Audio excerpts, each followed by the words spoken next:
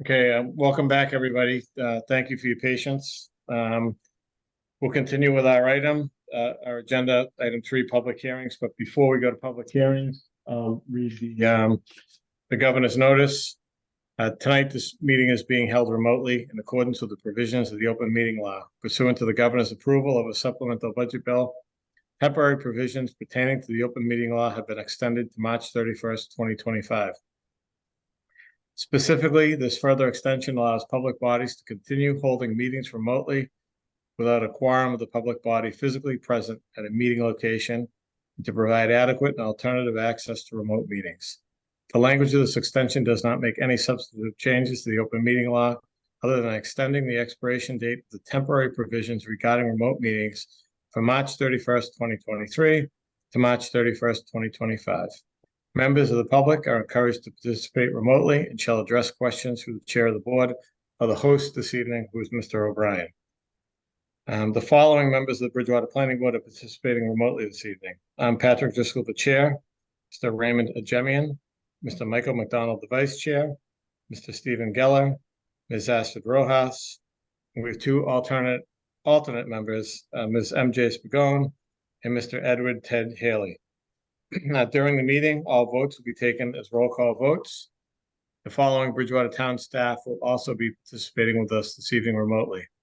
Mr. Robert Rulli, our Community and Economic Development Director, Mr. Shane O'Brien, the Town Planner, Ms. Srishti Jain, the Assistant Town Planner, Mr. Greg Tansey, the Town Engineer, and I did not see Mr. Solari with us this evening, is he? I don't believe so. No. So Mr. Solari is not with us this evening.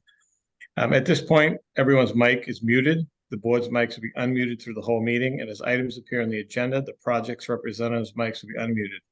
If the project is a public hearing and allows for public comment, that we ask that you use your chat feature to ask your question by listing your name, your address, and your question.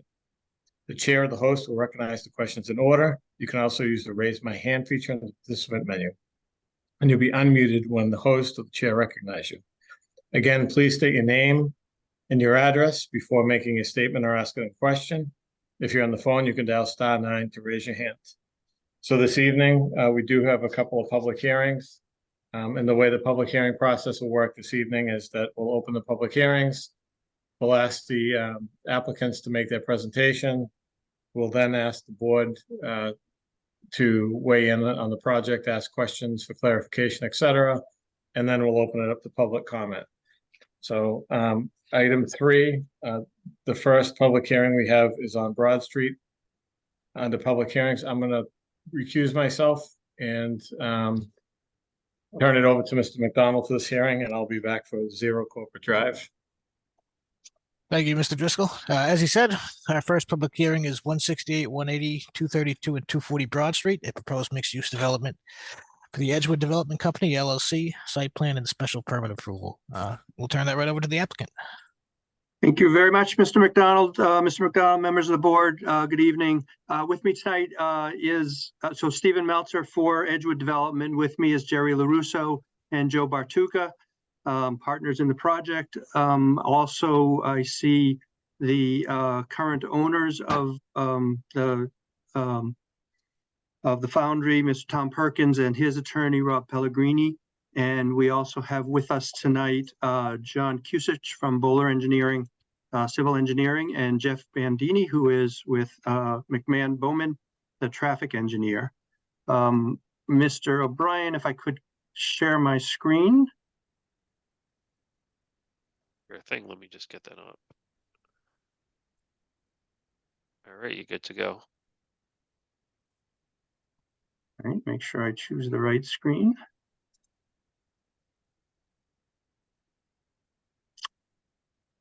Okay, so there isn't a lot of visual aids tonight, but this will help keep me focused. I know that you guys have a busy night ahead of you, so I want to make sure that that we get through what we need to quickly and efficiently.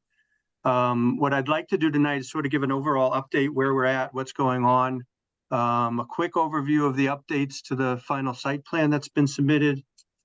We have there was questions last time with respect to directional restrictions with respect to the driveways and the The traffic engineer did an analysis, provided that in writing, but he's here to give a summary of that. And also, so in case you have any questions, and then if it's appropriate, and if the board wishes to move towards a discussion of conditions of approval. So as far as an update goes, as I said, we have submitted a final and full set of site plans. We did that last week. And included in that, or in addition to that, was a full drainage report. The plans and the drainage report, I understand, and we also got the 53G account funded and the agreement signed with Howard Stern and Hudson. And I assume and hope that the plans and the drainage report have been forwarded to HSH for their review. Fully understandable that they haven't completed that review yet. So we won't go over the specifics that would be relevant to that review, so that we can allow them to do their work, and we can respond appropriately to it. In addition to that, in the interim, since we last met with you, the DEP has issued their permits to us for the purpose of dealing with the foundry sand. They call it a landfill under their regulations. There's actually two parts to the approval that we got from DEP: corrective action design and post-closure use. Those are two separate things. As far as DEP is concerned, we've got approval to do both, which for us is great news. It's been a long road with DEP. We started with them in July of 2020 in order to get this approval, in order to leave the foundry sand on site and to use it and to protect against any contamination that could happen because of it. We have that approval now, and it becomes part of the project if we're able to go forward.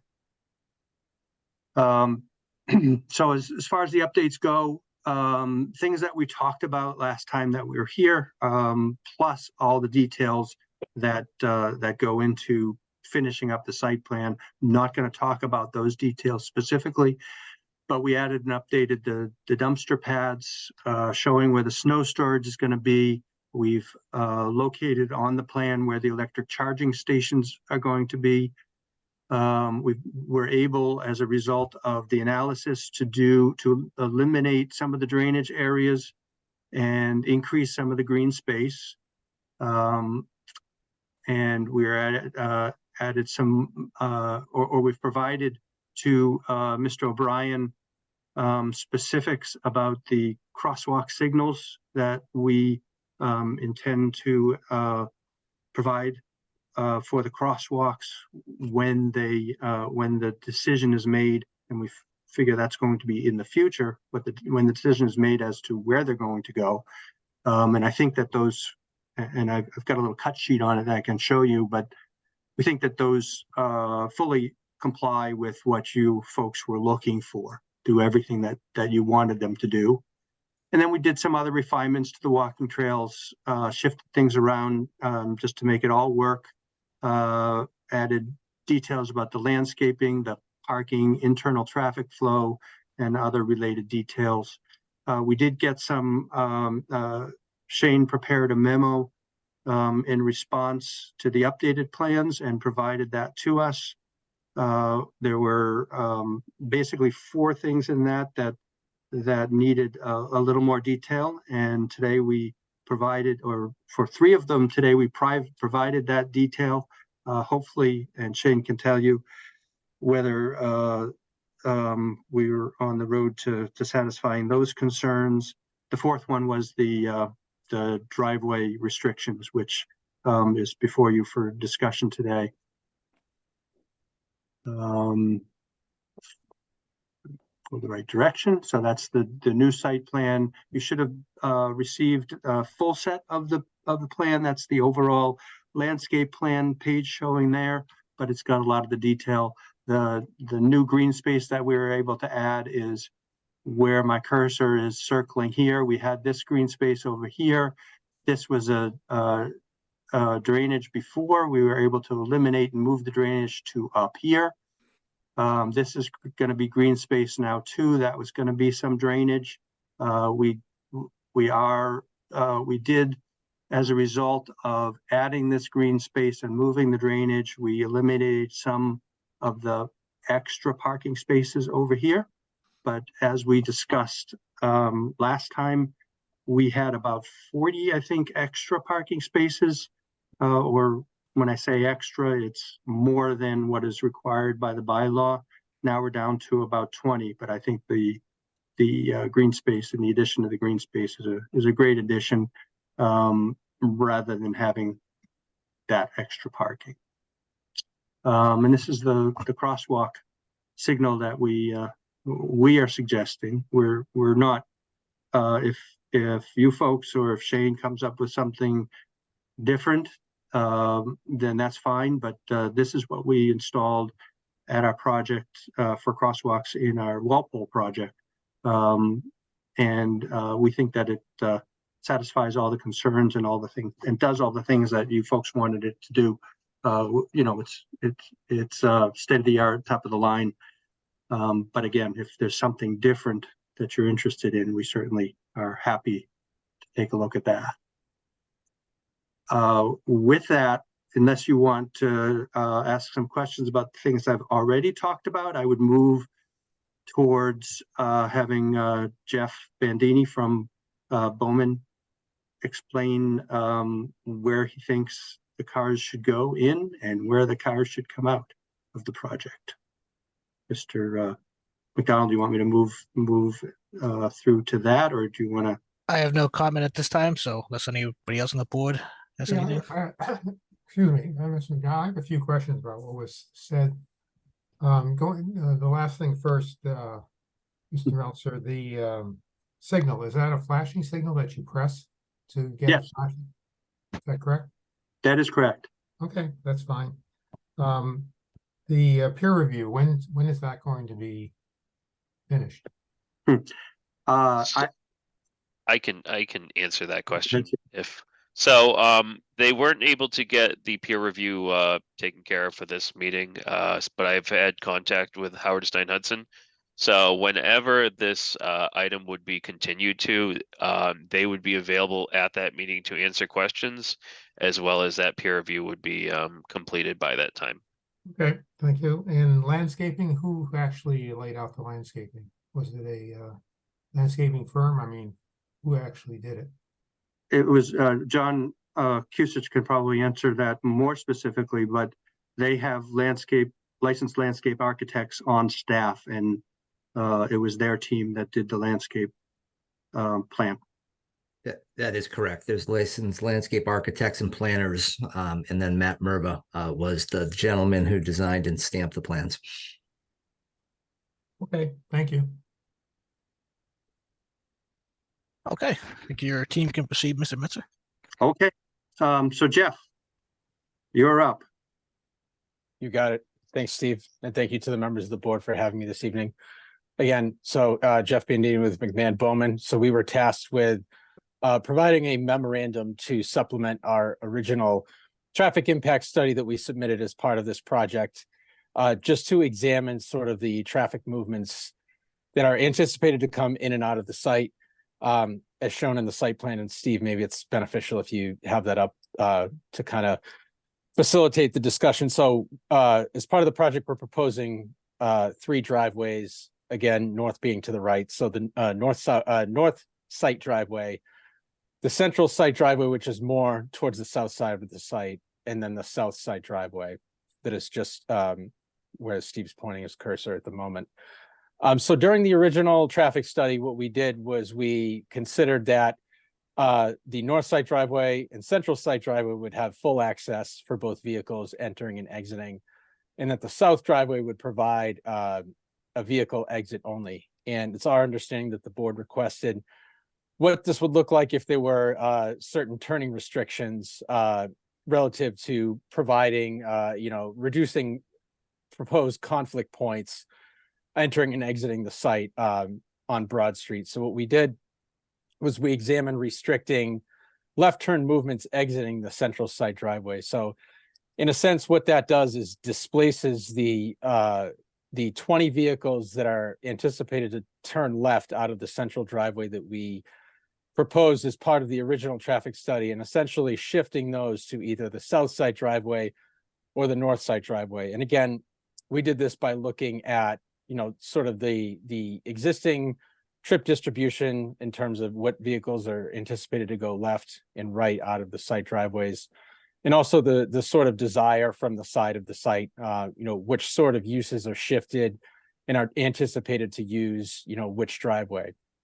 So essentially we split those 20 left turns up. Some would use the north side driveway and others would use the south. And again, and then remeasuring what sort of the impact of the delay for vehicles exiting the site would be.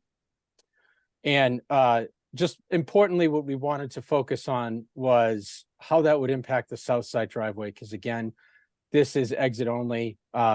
We're proposing separate left and right hand turn lanes from that driveway to sort of facilitate the traffic out of that driveway. So again, there's some additional capacity available at that driveway, which may not be available at the north side driveway. So basically what we found was splitting up those 20 vehicles are anticipated to turn left and adding them to the north side driveway and south side driveway would add some delay, understandably, to both side driveways, but overall the impact at each side driveway would be fairly minimal.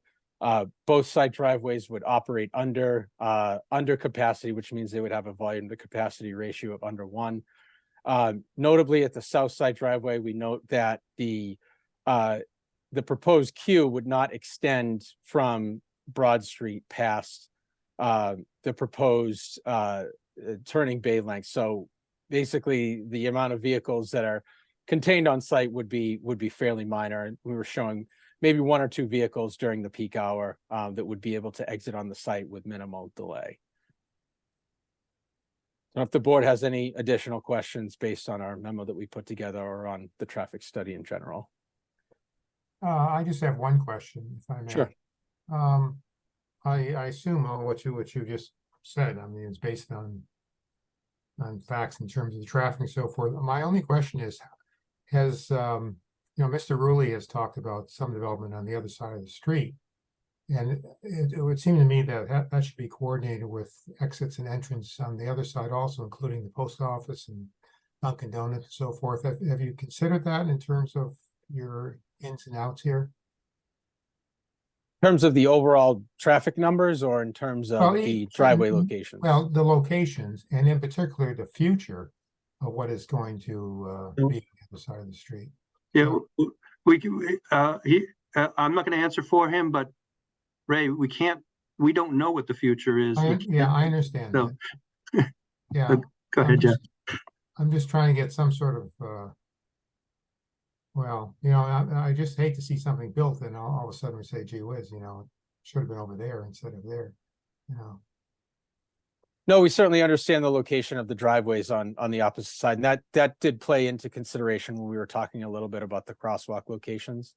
So again, trying to design the site with that in mind, and also just making sure the configuration of the interior of the site matches up with, the goals of the project and everything like that. So we certainly understand that. Again, maybe some sort of, just understanding what the peak hours of the site looks like will help it operate, maybe a little bit better. Just to clarify, could you just go over again, which ones are ins and outs, or just are all? Maybe if you zoom in a little bit, Steve, that'll help illustrate what we're. So the south side driveway shows an arrow for exit only. So essentially, the site would operate in a counterclockwise fashion along that side of the site, with vehicles exiting at the south side driveway. Right. And the central site driveway, during the traffic study portion of the project, we were proposing full access. And as part of our memo, we looked at what the impact on the remaining driveways would be should we desire to restrict left turns out of that driveway. Okay. So basically what that would mean would be additional delay to the south and north side driveway, but it's certainly manageable within what we're showing. So Jeff, are you just to sort of put a finer point on it? Sure. The south side driveway is exit only. Yes, Middle driveway is enter and exit. yes. The north driveway is enter and exit. But you are suggesting that there be a left turn restriction out of the center driveway. Is that correct? It's only correct, and that's what the board, from our understanding, had asked us to look at potential turning restrictions. We would Right. certainly be in favor of full access and not restricting turning movements out of driveways. Just because it, could potentially, muddy sort of the circulation for vehicles entering and exiting the site. Sure. Certainly, we've talked about providing wayfinding signage on the site just to determine the best way for vehicles to enter and exit. We certainly wouldn't be in favor of any sort of turning restrictions, but I think providing that turning restriction would certainly still accomplish the goals of the project. Okay. So, I'm sorry, can I step in? So we would have just based on the comments made, there would be a turning restriction on the middle left turn. I guess as I understand Jeff's analysis is he doesn't recommend that necessarily, but it isn't something that would be too detrimental. All right, so we're that would really at the discretion of the board at this point, and would it we're be? not- I'm So, sorry. Mr. Would Chair, I thought the left turn only would be on the South side. farthest one over to the Yeah. south. So I Yeah. think that Jeff, maybe you can speak to this more directly, but I think that he determined that a left turn only out of the south driveway would not, you would recommend against that. Is that correct? I certainly would. Yeah, just from a vehicle exit desire line standpoint, I know we talked about, potential uses at that building on the south side and sort of the challenges that would mean for vehicles that would potentially providing that left turn restriction, and forcing vehicles to turn right. Again, if vehicles would desire to turn northbound out of that exit only driveway, essentially what we would be looking at is vehicles turning right and then finding a way to provide a U-turn at one of the other businesses on the east side of Broad Street, which again creates additional challenges. So, we don't want to try to solve one solution by creating another. And from an overall safety standpoint, we wouldn't recommend instituting a left turn restriction at that south side driveway for that reason. I understand that what you're saying. The only negative in not having a no left turn is that the cars back up at that light consistently. People coming out of the post office try to turn left into that traffic, and it can be difficult. So a person coming out of the south side driveway turning left may have great difficulty simply because there'll be a line of traffic there waiting for the light to turn green. I don't know. I'm not sure what the solution is, but I'm just saying that is an issue, I think. Yeah, just to piggyback that as well, on Ray and Steve's comment too, you also have a drive-through right there too. So with the width over there too, you're gonna have essentially possibly some conflicts of people exiting and people utilizing the drive-through through the exit. Yeah, see, I understand that you can't predict the future, but if we have to work in the present right now, about where the post office is now, once cars are backed up onto Broadway, I mean, you got tractor trailers coming down the street and they are already shifting towards the middle of Broad Street to go around the traffic. And if you're gonna have a car coming out of your property trying to make that left-hand turn, they're probably gonna be there for quite some time, if anybody even lets them out. I guess I wouldn't be opposed to, say, left turn only between peak hours. If you could do something like that, but then, we'd be relying on the police department to, really enforce that. If you're taking the wrong turn, you'll get a ticket. I guess, you're the traffic guys and you guys do a lot of the studies. I guess that if it turned into be a big hassle, would you consider coming back after a year or so, once you're at a little bit of capacity, for a reevaluation on what's that working, and if it should be made a one-way out, a right turn only? We're certainly amenable to, there may be a lot of changes in that area to revisiting the traffic flow later on, once we get to see who stays, who goes, what's happening across the street, how it's all working. I do, until Jeff brought it up with me, I thought, yeah, why not put a left-hand turn restriction on that south side driveway? But then I think, there's going to be a lot of people who are going to try and do it anyway. And then there are going to be a lot of people who are going to take a right and immediately try to bang a Yui. And it's just human nature. So as much as we try to regulate and restrict, we have to design for human nature as well. But again, things are changing down there. Lots of changes. And there will be changes in the short term and long term, and to revisit and see what's working and adjust things is not a problem. Yeah, Steve, can I just piggyback on that? That's an excellent point. And that's, one of the reasons why we were in favor of not providing a turning restriction at the central site driveway. Because again, if we can minimize the amount of lefts that are coming out of the south side driveway, that gives that driveway some, reduces the amount of delay coming out of that shot, should that turn restriction out of the central site driveway be implemented.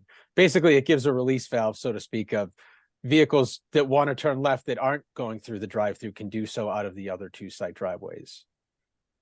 That potentially minimizes the amount of queue at the south side driveway and potentially makes it a little bit more of a straightforward movement if there isn't a, 3 or 4 car queue or something like that.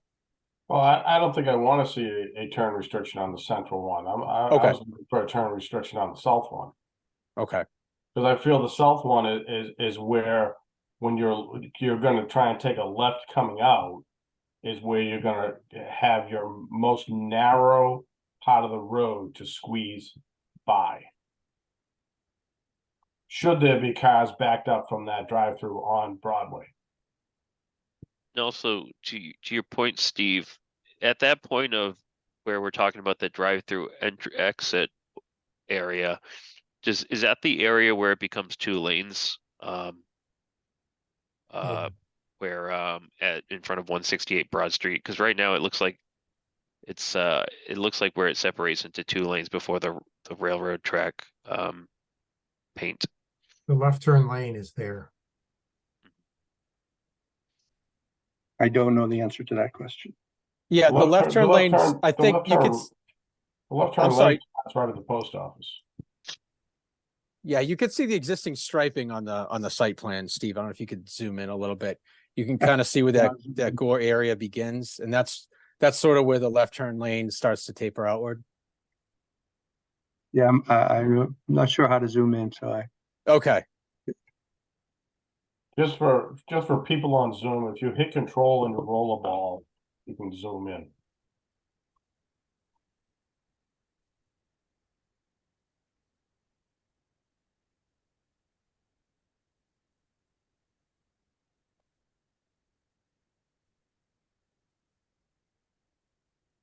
Yeah, I mean, honestly, until I asked Jeff, I didn't have any feelings one way or another whether there should be a left turn restriction out of that south driveway. But once I heard Jeff's reasoning why it probably wouldn't be good, and I tend to defer to our experts on that,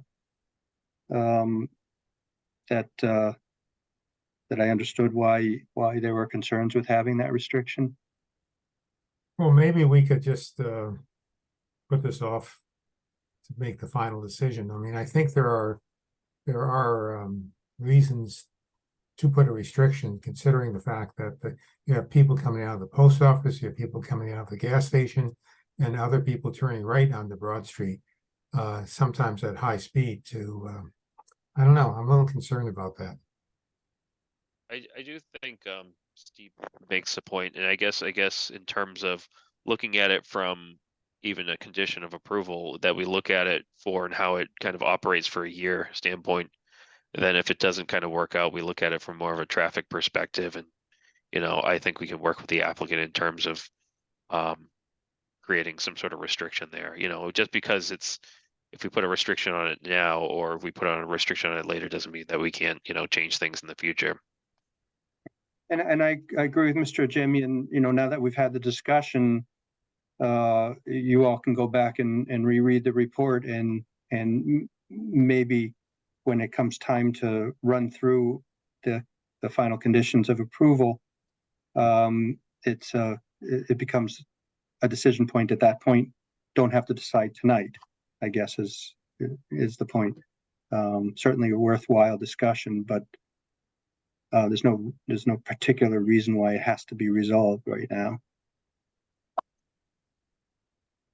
I have a question for Mr. Bandini. Mr. Bandini, you had mentioned the central driveway. You estimated 20 vehicles taking a left turn out of there, I believe. Was that per day or during peak hours? No, yeah, and thank you for the question. So that was during the highest peak hour during the morning when we projected our highest volume. Okay, thank you very much. Yep.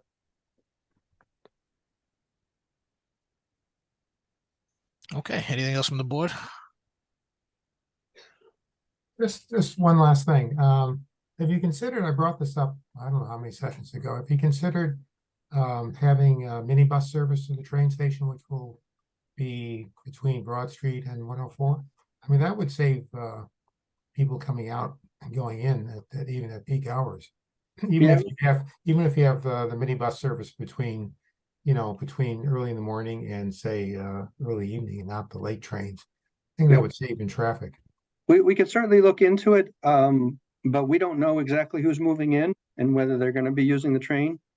And if you were to ask Mr. Rulli, he'd tell you that train station is going to be moving anyway. Yeah, that's the point. I mean, it will be moving. Well, I'm making that assumption. I'm just saying it would save people from using cars to go an eighth of a mile. If I could just add, Mr. Jamie, the town, the university, and that, as well as the senior center, are submitting another grant to the Federal Highway Commission for what's called an ATTAIN grant. There's already a micro transit system in place now for elderly, as well as the university. We're looking to expand that. So addressing, what we anticipate is going to happen when we relocate the train platform. So I think, the town is proactively looking at those transportation options as well. Are you saying, just for clarification, Mr. Jimmy, are you saying that folks are going to drive once the train station is moved, that you think folks are going to drive from the site to the new location of the train station? And that's your concern? I think a lot of people will. I think what Mr. Jimmy, and I think I can kind of piggyback on this as well too, is that we do talk about a TMA in our ordinance. However, there's no regional TMA. So with the TMA, you would have the ability for reducing the amount of singular vehicle trips, whether it be through carpooling or other sort of things. So you do provide some, electrical vehicle charging stations, but the region is just not prepared at this time. We don't have a transportation management association, but I'm sure that any applicant, developers in the future would be definitely willing to participate in a TMA if it means a reduction of trips. So that's something that we've talked about with OCPC in terms of some of their transportation long range studies. But it's not something that we have kind of currently in place right now. I'm not going to press the point. All I'm saying is I think a service would be an asset in terms of attracting people to the units, because they wouldn't need a car at all to get to the train station. Plus, walking would be difficult because the lights are not good for crossing Broad Street there. So I'm just saying you may want to consider it, that's all. We'll definitely look into it. I have one more for Mr. Bandini. Mr. Bandini, what's the estimated total number of vehicles entering and exiting the site per day? Do you have a rough guess of that? I don't think they call it a guess. They call it science. Yeah, let me just see if I can pull that number from the study. Thank you. And if it specifies during peak hours as well, I'd appreciate that figures. Sure thing.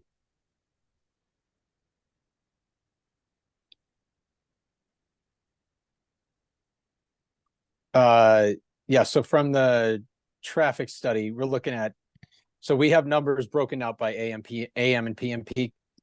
So weekday AM, we're projecting 244 total entering and exiting, and the weekday PM, about 157. Why is the PM much lower than the AM? Is that just people getting off of work at different times? Is that what that accounts for? So the coffee shop with drive-through use, kind of tilts that more towards the weekday AM than the PM. Ah, okay. The coffee shop with drive-through, aside from, internal capture and pass by, accounts for, probably about, a fairly significant portion of that. Gotcha. And is there a number for total per day, including peak hours? I don't know if that number was specifically included in the study. The peak is generally 8 to 9% of the total daily. So somewhere around 2,000 trips would be my estimate. 2,000. Well, okay. Thank you very much. But again, that's on a daily basis, right? So, I mean, that's, again, as part of the traffic study, and I think we even alluded to this in a little, as part of the TMA, we didn't account for mode share and things like that in the estimates, because we just weren't sure of the extent of how that was going to manifest itself in getting through the town process. So we didn't want to take too many reductions in mode share and multimodal and all of that as well. Right. Yeah, keep it conservative. I'm sorry, what were the hours you said for the AM peak? Was it 8 to 9? Just during the general peak hour. So I could pull the actual number of when the traffic counts. It's generally a single hour between 8 and 9. The traffic counts that we collected the data should have the actual specific peak times that I can pull for you. Yeah, that's okay. I get just Okay. Thank you very much. Thanks.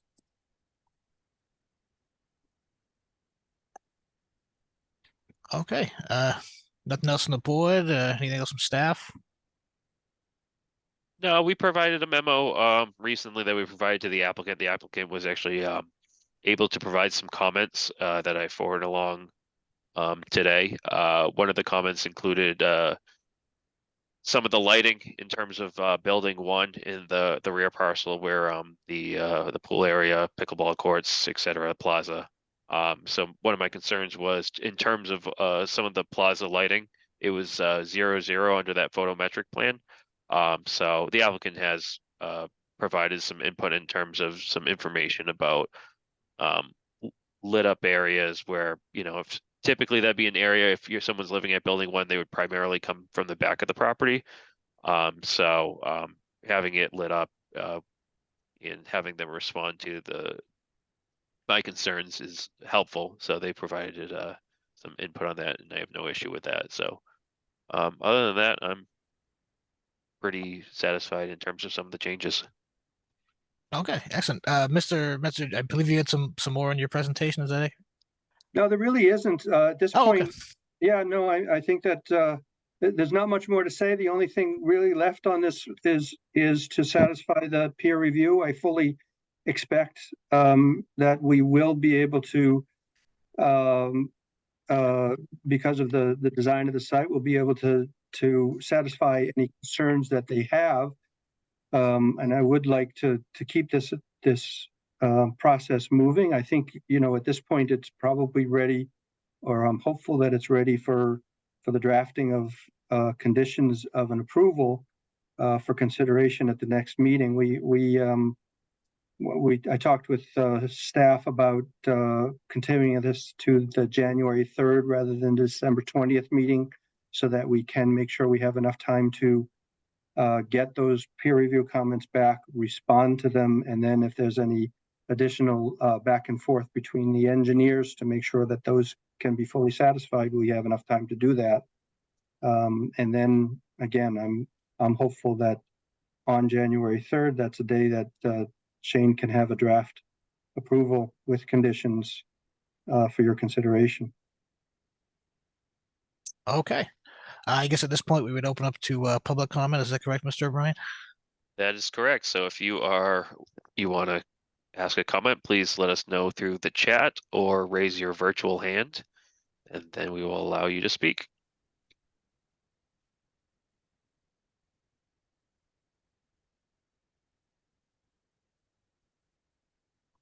right. I do not see anyone with their virtual hand raised. Oh, we got someone with their virtual hand raised. All right, we have Janet's iPad. Janet, if you could just state your name and your address and you're good to go. Hi, Janet Hanson, Pleasant Street, Bridgewater. Just a question, I'm still confused. You said that the businesses that are there already,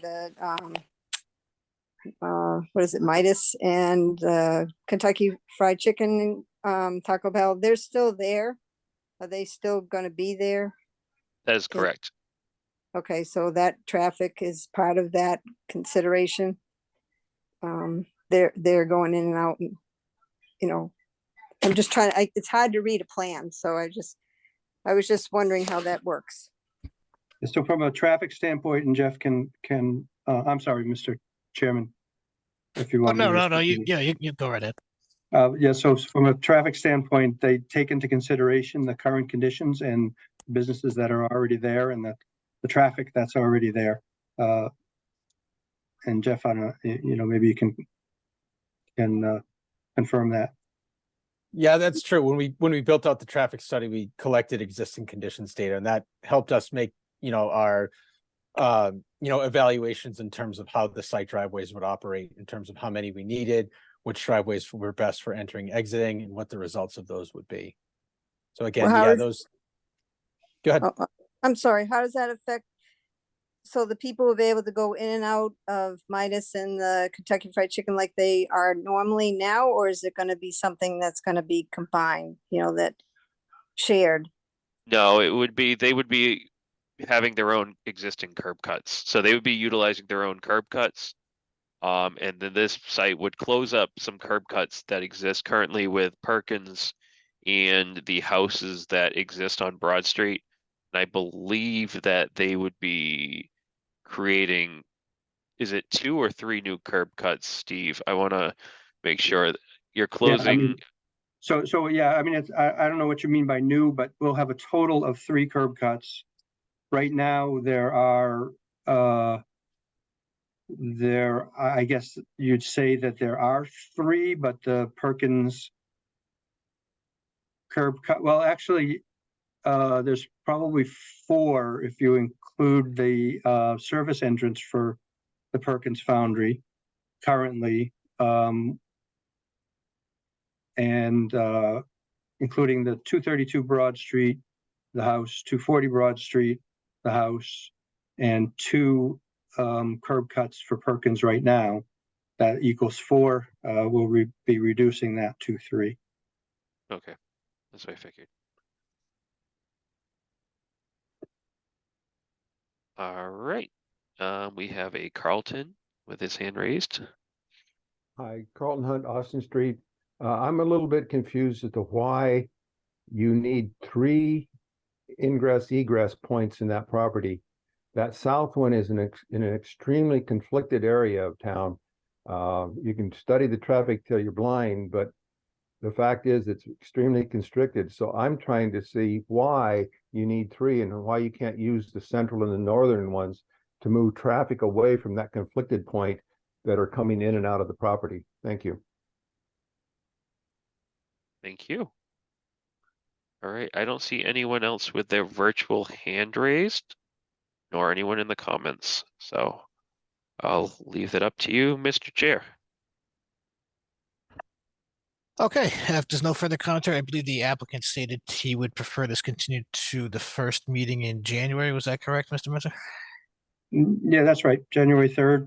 And again, I'm hoping that maybe, I don't know if Jane needs the direction from you or not, but hoping that maybe draft approval with conditions can be prepared in anticipation of that meeting. Yeah, and just to comment off that too, I did provide a memo to yourself and the board that does have some consideration of draft conditions, but I'll have something drafted up for the board for that meeting on the 3rd, as well as I can provide a copy for you as well, if we're kind of going in that direction. Jane, are there any of those conditions that you have in that memo that you think need to be discussed now before we get to that? I guess in terms of affordability language, in terms of what we're looking for, I guess how specific we want to be in terms of the affordability. Because you guys are doing a 10% affordability on there where we don't really have an inclusionary zoning ordinance to kind of hang that on. So it's kind of creating a lot of concrete language with that, as well as working out some details in terms of infrastructure improvements in terms of sidewalks, as well as kind of a commitment to work with the city for future infrastructure projects. Well, yeah, I guess that.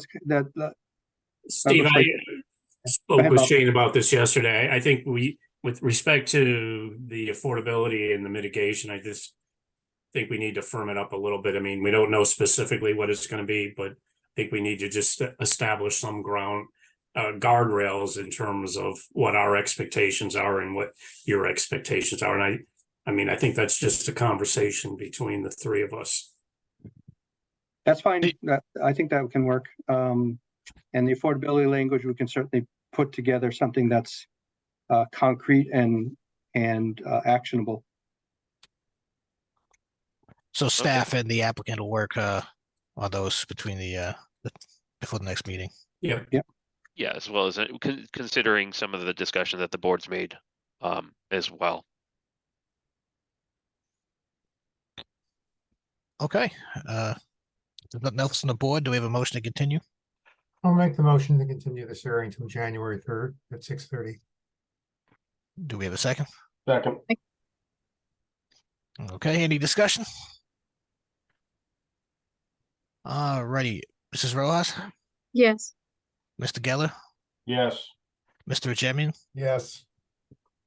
no, Pat, Oh, Mrs. it's gonna be Spigot, Ms. Pagone, yes. Aye. and I'm a yes. All right, we'll see you next year.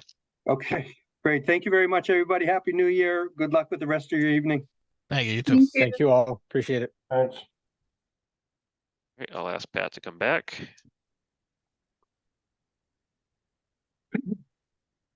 I'm back. Welcome back. You look so happy being back, Pat. Oh, I'm happy. Don't worry. All right, so continuing on under item 3, we have another public hearing.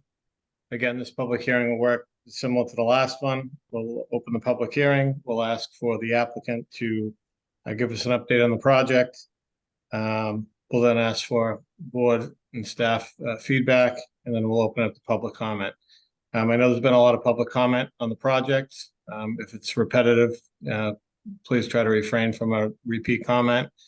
And please state your name and address before making your comment. So I'll open up 0 Corporate Drive, map 83, lot 85. It's the proposed hotel for Claremont Bridgewater Hotel 2 LLC. Site plan review approval to section 10.6 site plan and section 6.0 general regulations, section 9.4 plan development district, and appendix B, table of dimensional requirements. This is continued from November 1st, 2023. So with that, I will turn it over to the applicants. I know we gave some feedback at the last meeting. I didn't know if they wanted to give us an update at this point. Mr. Chairman, due to a potential conflict of interest, I will recuse myself from this proceeding. Thank you, Ms. Pagone.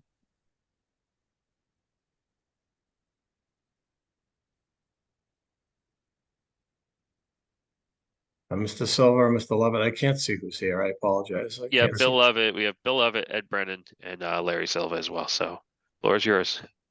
Hello, everyone. Good evening, Mr. Chairman, members of the board. Thank you again for your time this evening. A quick update, just I know the MIPA has been a question that has come up with regard to overall status, and we did receive our latest final recommendation. So we're working through those comments to finalize that submission. With regard to the project, we thought it would be a good use the time this evening for Attorney Brennan, who's here with us, to go through the findings thus far and go through all the elements of the project and our satisfaction of many of those. So with that, I'll turn it over to Attorney Brennan. Hey, thank you very much, Mr. Chairman, members of the board. My name's Ed Brennan. I'm an attorney with an office at 174 Dean Street in Taunton, representing Claremont as the applicant for this HGI project. As you all know, we've had many meetings on this over the past 6 months, and I thought it might be helpful to try to get to give you a summary of what I believe has been the resolution of various issues that have arisen over the course of the hearings. I think I have a list that I can certainly go down and we can talk about them. You're all familiar with the site. You know where it is and how it sits across from the NIP, and that it was shown on the subdivision plan originally approved in 1988 as part of a planned development district. It is lot 7 in a planned modification of that original subdivision. And that modification took place in 2017. We're seeking, as you know, the approval for 110 room Hilton Garden Inn, and the plan has gone through various renditions over the course of the 6 months. We now have property situated up in the northeast corner, adjacent or overlooking in part the Park and Ride and Old Pleasant Street and Route 104, and then across Route 104 across other property that is owned by Claremont.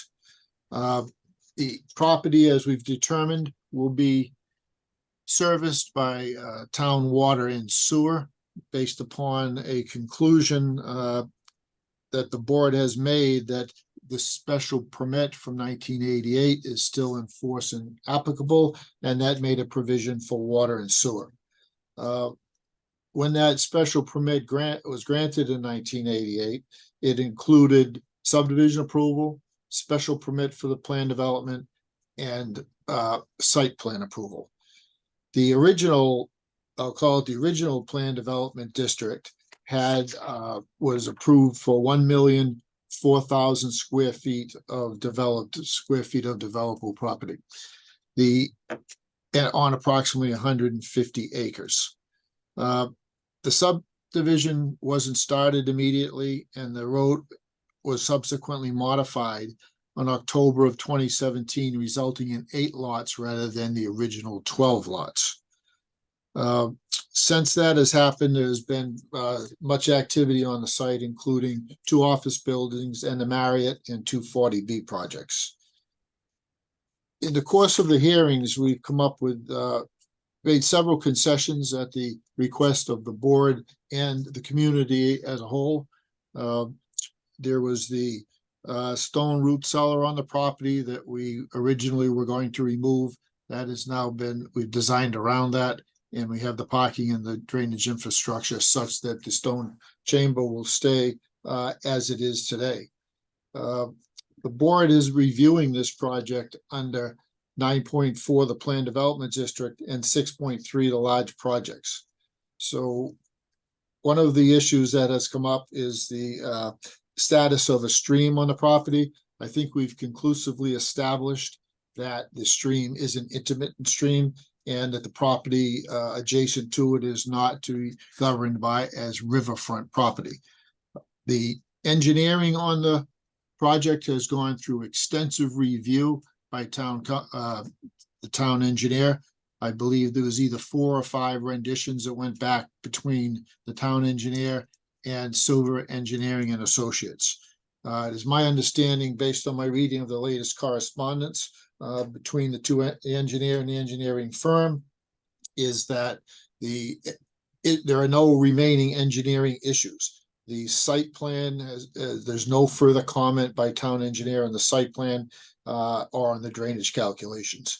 So I think we can, I would hope that the board would accept those conclusions, that the site design and the drainage is all designed within appropriate engineering standards and is acceptable.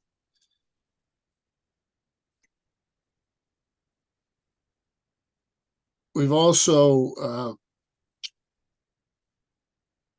originally, the special permit that granted in 1988 included the 200-foot buffer that was a subject of discussion at the last meeting when Mr. Driscoll raised the issue about moving the parking from where it's located on the north side of the hotel over to the east side.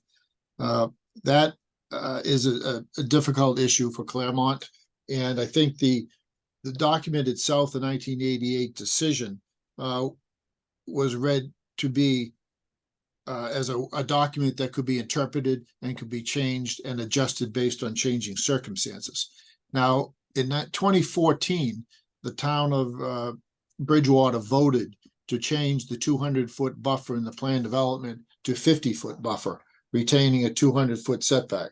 I think the 50-foot buffer should be the standard that is applied to this site, and that is how the building has been designed and presented to the planning board thus far. That would be a change that took place in 2014. And as we had some discussion at the last meeting, as far as the building buffer goes, the review under the large project 6.3 of your zoning ordinance provides that the board may request or require that the parking be moved. That's a recent amendment, and I think if that amendment is going to apply or to be discussed, then we should likewise consider the 50-foot setback. That section of the large project review, in order for the board to require that parking be moved, it has to meet certain standards. I directed a letter to the board's attention on November 29th, setting forth what the board would have to find in order to make that requirement to shift the parking. And I would direct the board's attention to that if there's any further discussion you want to have. My position was laid out, I think, clearly in that letter. We propose to reduce also, at the request of the town, we propose to reduce the parking by 14 spaces that are located on the north side of the parking lot. We would eliminate those 14 and increase the impervious area on the parking.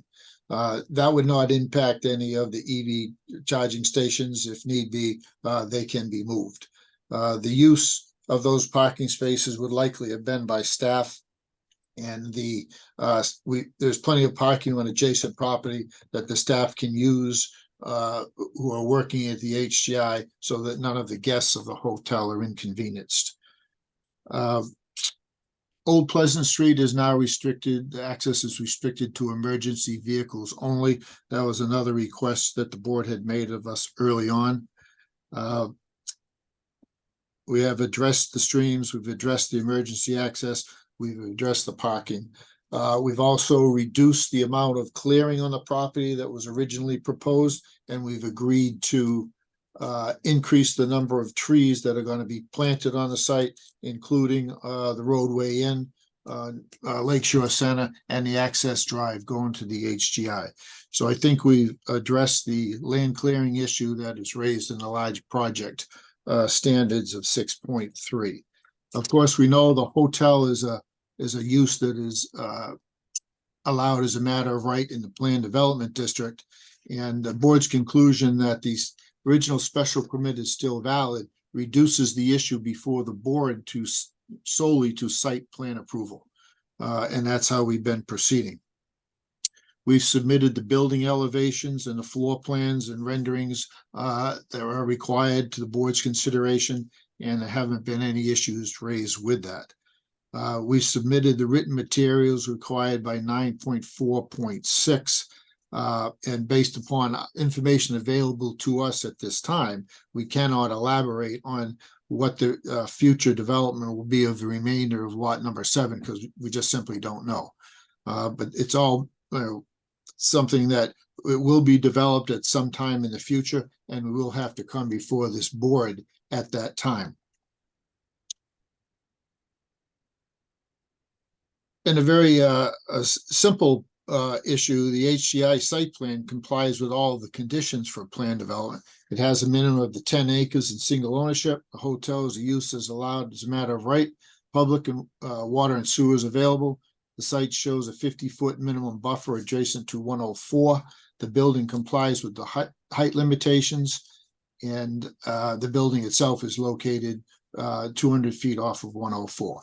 These points are also set forth in the various memorandums that you've received from the planning department of the town. As I noted earlier, the drainage design and structure and calculations have been reviewed extensively by the town engineer. And I do believe that Silver Engineering and the town engineer have come to a conclusion on the engineering issues. So I would ask the board to adopt that. There was discussion about conditioning an approval upon a MEPA approval, and we have no problem with that. We understand that would be a standing condition on a project of this type. There's an issue regarding the size of a grease trap. We certainly will work with the town officials, whatever departments has jurisdiction over that issue, and we'll come to a resolution with them subsequent to hopefully the approval of the site plan. You have my letter of November 29th regarding the parking lot within the 200 feet of the buffer. And what's interesting is the 1988 decision, the special permit was granted, actually made a reference to when considering that buffer, the buffer, and it mentions lot 12 at that time, which is now a portion of lot 7. The buffer seemed to be directed at protecting residential properties. And it did have language in the 1988 decision that specifically calls out that the view from this property of the lake, of the NIP, should be taken into consideration when considering the extent of the buffer. I think that's an important point in that back in 1988, they weren't actually considering that the view of the NIP should be completely cut off from this site. Also, there are no residential properties across the street from where we're proposing to put the HGI. The property was formerly owned by Gallagher, is now owned by Claremont. We overlook in part the park and ride, and in between the park and ride and 104 and Lakeside Drive, there is another triangular piece of heavily wooded area. So there really is no view of the HGI from any of the residential properties. Also in the 1988 special permit, there was discussion about protecting the residential properties that are located to the west of the Marriott. Most of those two properties, Garofoli and Haney, they have both now been purchased, have been for some time by Claremont, and those houses have been raised. Now the Garofalo property was mentioned specifically in the 1988 special permit. It is no longer an issue. And the property across the street from there is now owned by Claremont. So the residential community located to the west is more located across from a Axis development, and everything on that end of the site is already developed. So the HGI that we're proposing, the location of the Hilton Garden Inn, is probably a third of a mile east of any of those residential properties. So the buffer really doesn't serve any intended purpose of protecting a view of this property from adjacent residential properties, because there are none. I think that's an important consideration when the discussion comes up on the 200-foot buffer versus the 50-foot buffer. The 1988 special permit also talks about future changes in conditions, changes in circumstances, and certainly gives this board the ability and the discretion to make changes from a strict adherence to the 1988 special permit. And I'd ask the board to take that into consideration as well.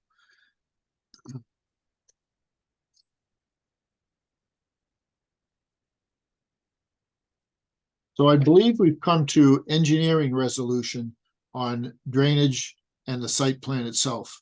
We will work with the town on the buffers, on the grease trap. There was some discussion between the engineers on the impervious parking area. We've submitted some materials to the board from Silver Engineering that such an impervious area using sand underneath impervious blocks would not in fact be suitable for the proximity to the lake, and it would be better handled using the drainage system designed by Silver and reviewed by your town engineer. I think those are the points that I wanted to discuss. We certainly can field any questions that the board members might have about those specific topics. I've reduced these to a written checklist that I would email to Shane and ask him to make it part of the record. Thank you, Attorney Brennan. So Attorney Brennan, I have a couple of questions and I'll turn it over to the board. Thank you for the update. So in trying to compare this project to the master plan and the original approval, there was also a master plan submitted by ADD Incorporated Architects and H.W. Moore Associates. They were the architectural site plan company that prepared the master plan. So it appears that this property is being built on the lot which was identified for building number 4. And building number 4 was the first building, that when you entered into the property across from the existing Claremont office building.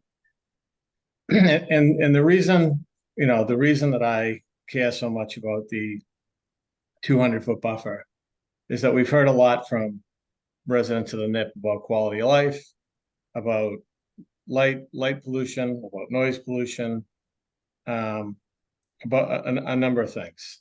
And understanding that development's going to happen up there, I think we're just trying to balance it out and be responsible for the town and the NIP and to make sure it complies with this original master plan.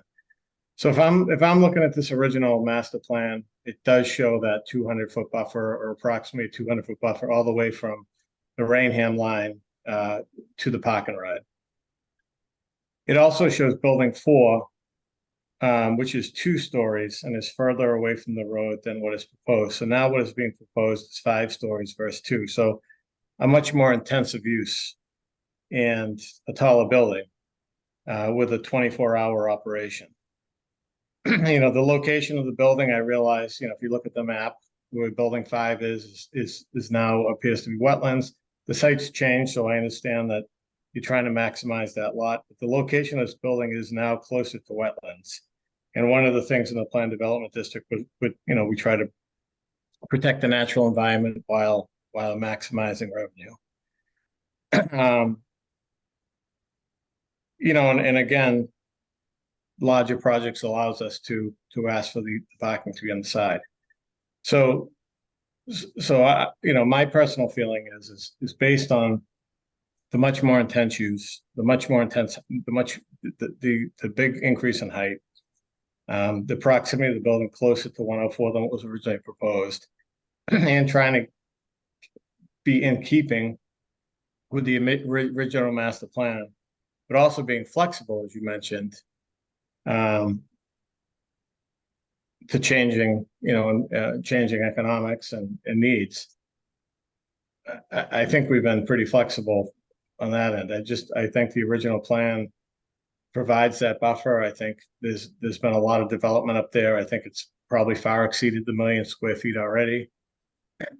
It's intense development. It's 24-hour use.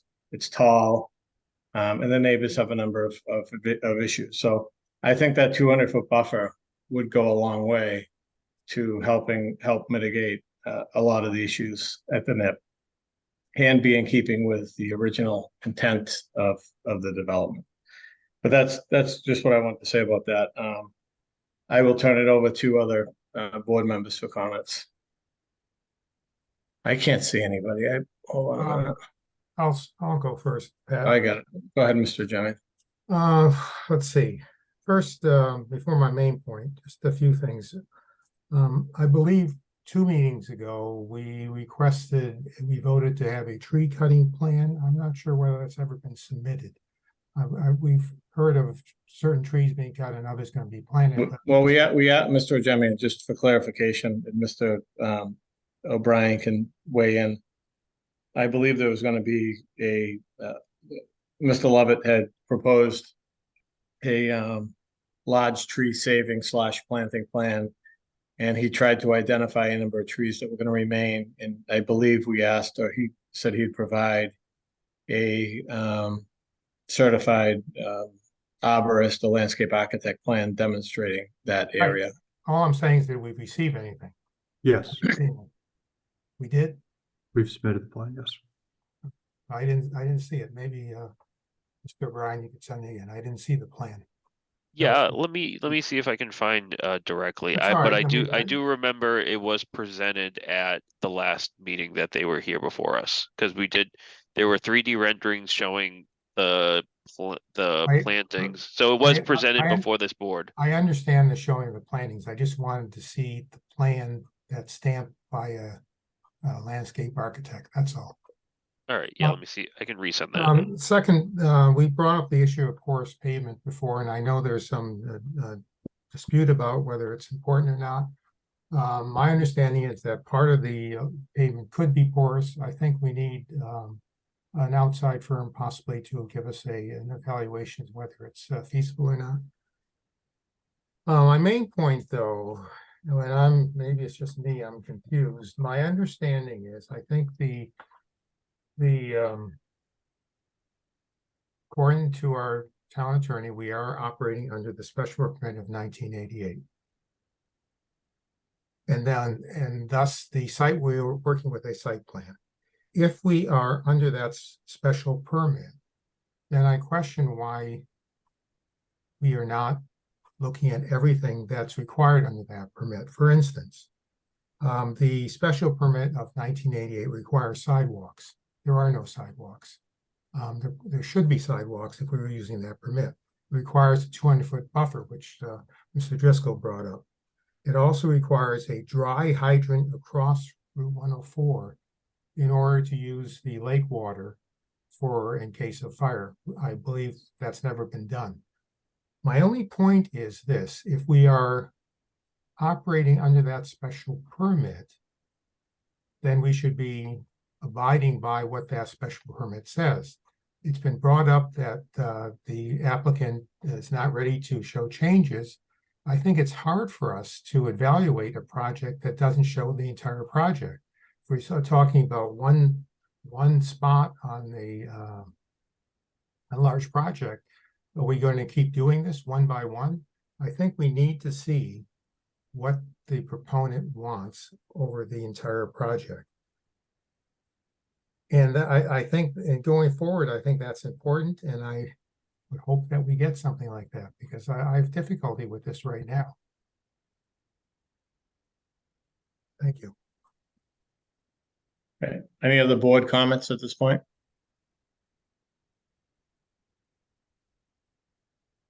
Mr. Geller, Mr. McDonald, Ms. Rojas? None for me right now. Nothing for me.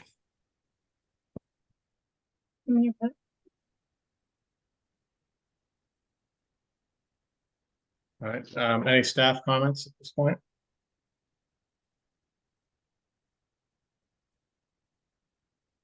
Mr. Rowley, Mr. O'Brien, Mr. Tanzi? So, I have nothing. no, I just wanted to state that I resent the memo. I sent a staff memo provided to both the applicant and the board in terms of review for site plan review, as well as the standards for site standards for larger projects. So hope the board looked it over and take those findings into consideration.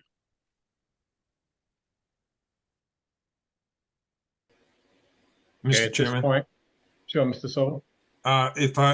would you like the couple of those questions that Mr. Jamian raised, if I could just answer the two of those that he brought up? The Sure. first is about sidewalks. There are sidewalks as part of the project. The sidewalks are extended from the lakeshore entrance up to the park and ride, and that is part of the project. And secondly, the dry hydrant issue was prior to the fact that Claremont brought water line up into this area from the other side of Route 24. So back when this project was first proposed, there wasn't even water up in this area. So when the water came up because Claremont extended it, those are live hydrants now.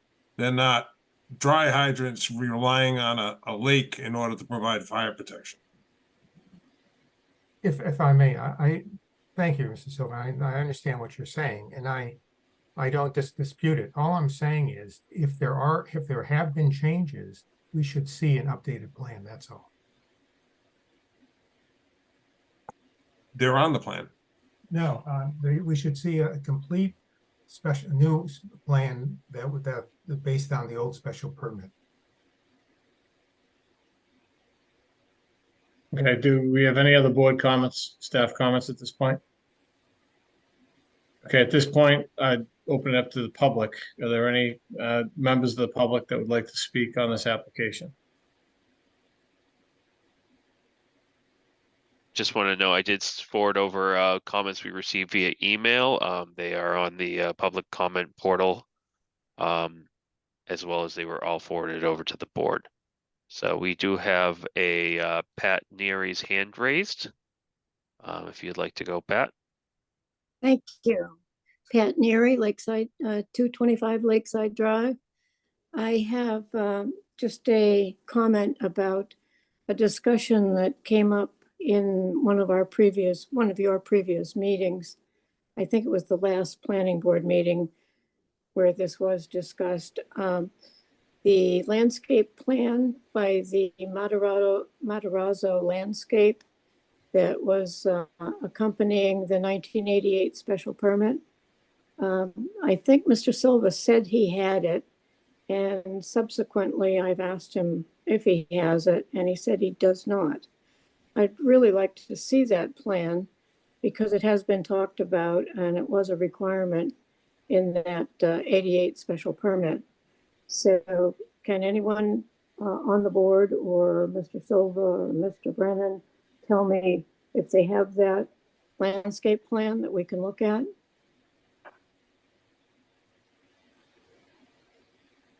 Are you referring to a landscape plan from 1988? Yes, it was an attachment to the special permit. The only information that we have from that 88 special permit is the decision itself, as well as the McNeil master plan visualization. So the Matarazzo landscape design plan is not available. I do believe Mr. Silva said he had it at that meeting. Mr. Chairman. I said that I had the old reports from the original permitting process. I had those reports. We pulled them out, looked at them, but anything that was subsequent to that, which was that the document that Pat is referring to, that was not part of what was in the files that we had. And we have a lot of stuff, but that was not in there. I believe that was actually identified as it referenced some letter from a company, and we did not have anything like that. I don't know who had the original files for this project, but we didn't have that one. Okay. She makes it sound like we were holding it, not showing it to her. That's how I felt. No, you But that's said not what happened. Yeah. Pat, you know me better than that. Yes, I do. But I'm still trying to find that landscape plan because it was an important part of that special permit. It was an attachment to the special permit. So perhaps someone does have it somewhere and will ultimately see it. It would be helpful. I think that was my most important question. So someone else can speak. All right. We have Janet's iPad. If you'd like to speak. Hi, Janet Hanson, Pleasant Street. Thank you. I just still have the question that I haven't heard any answer as to why Mr. Claremont has to have the hotel as close to the wetland as it is. Like, why is it pushed? This has come up before. Why is it pushed so far back, which does put the wetland at risk? Also, it makes part of the building and parking lot, if you face the building on the right-hand side, it's within the 100-foot buffer. And the cutting of the lot in front of it, of all the trees, and I know they're supposed to save, what, 6 trees? That hasn't been clarified as to, that doesn't appear to be necessary for the building of this hotel. And so it's never been properly explained, why does that area need to be cut, other than Mr. Claremont had mentioned at one meeting that he wanted it visible it needs to be visible for the public. But if you moved it forward, half of the problems would be resolved if they moved it forward closer to the, what is it, Lakeshore Drive or Center Road or whatever it's called. Yes, there'll be trees cut for it there, but it will also be less intrusive to the back end where the wetland is more, and ultimately would be probably less cutting.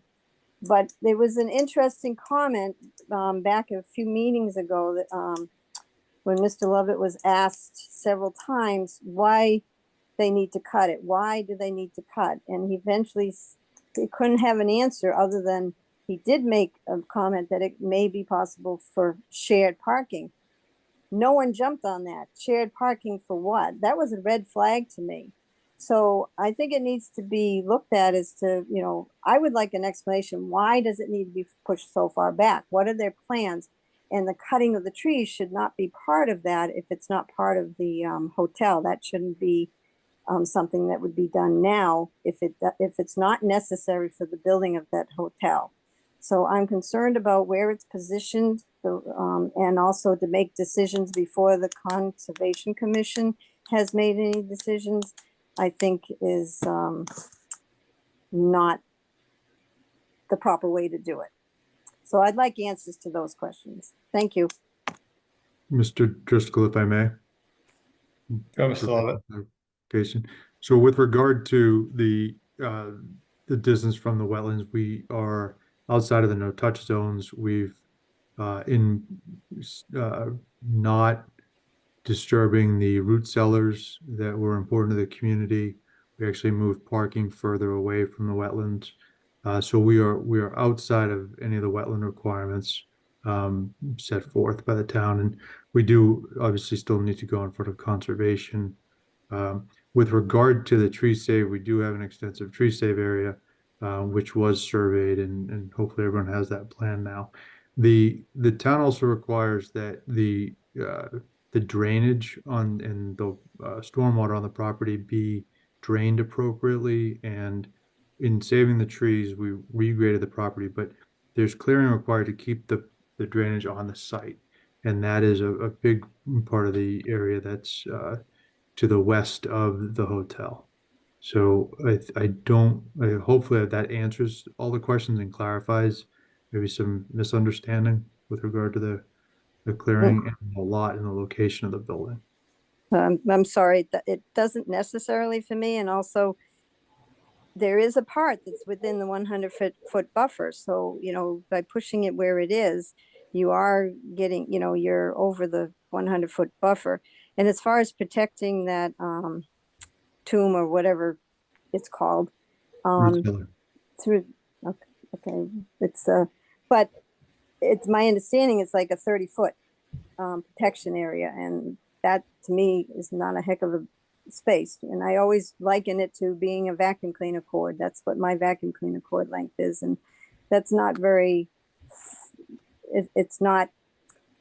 You may be protecting it, but it's only a 30-foot area. So I just don't understand, I guess, why it needs to be where it is. There's been no satisfactory explanation as to why it's pushed there. because, you know, but we all know that there's going to be something going to be proposed down the road. But I don't, you know, I still don't understand the tree cutting, and that wasn't how it was presented when it first came up on the tree cutting. So those are my concerns, along with a few, you know, everything else that's been presented. But I just had those questions, and I just haven't really heard a satisfactory answer as to the intents, and also why it needs to be, you know, 5 stories. I think it's supposed to be 5 stories. It's just, I don't know. The area just needs to be protected. It's wetland. It just needs to be protected. Thank you. Mr. Chairman, if I might add to Mr. Lovett's comment, and just point out that the jurisdiction of the Conservation Commission is for activities within 100 feet of the wetland line.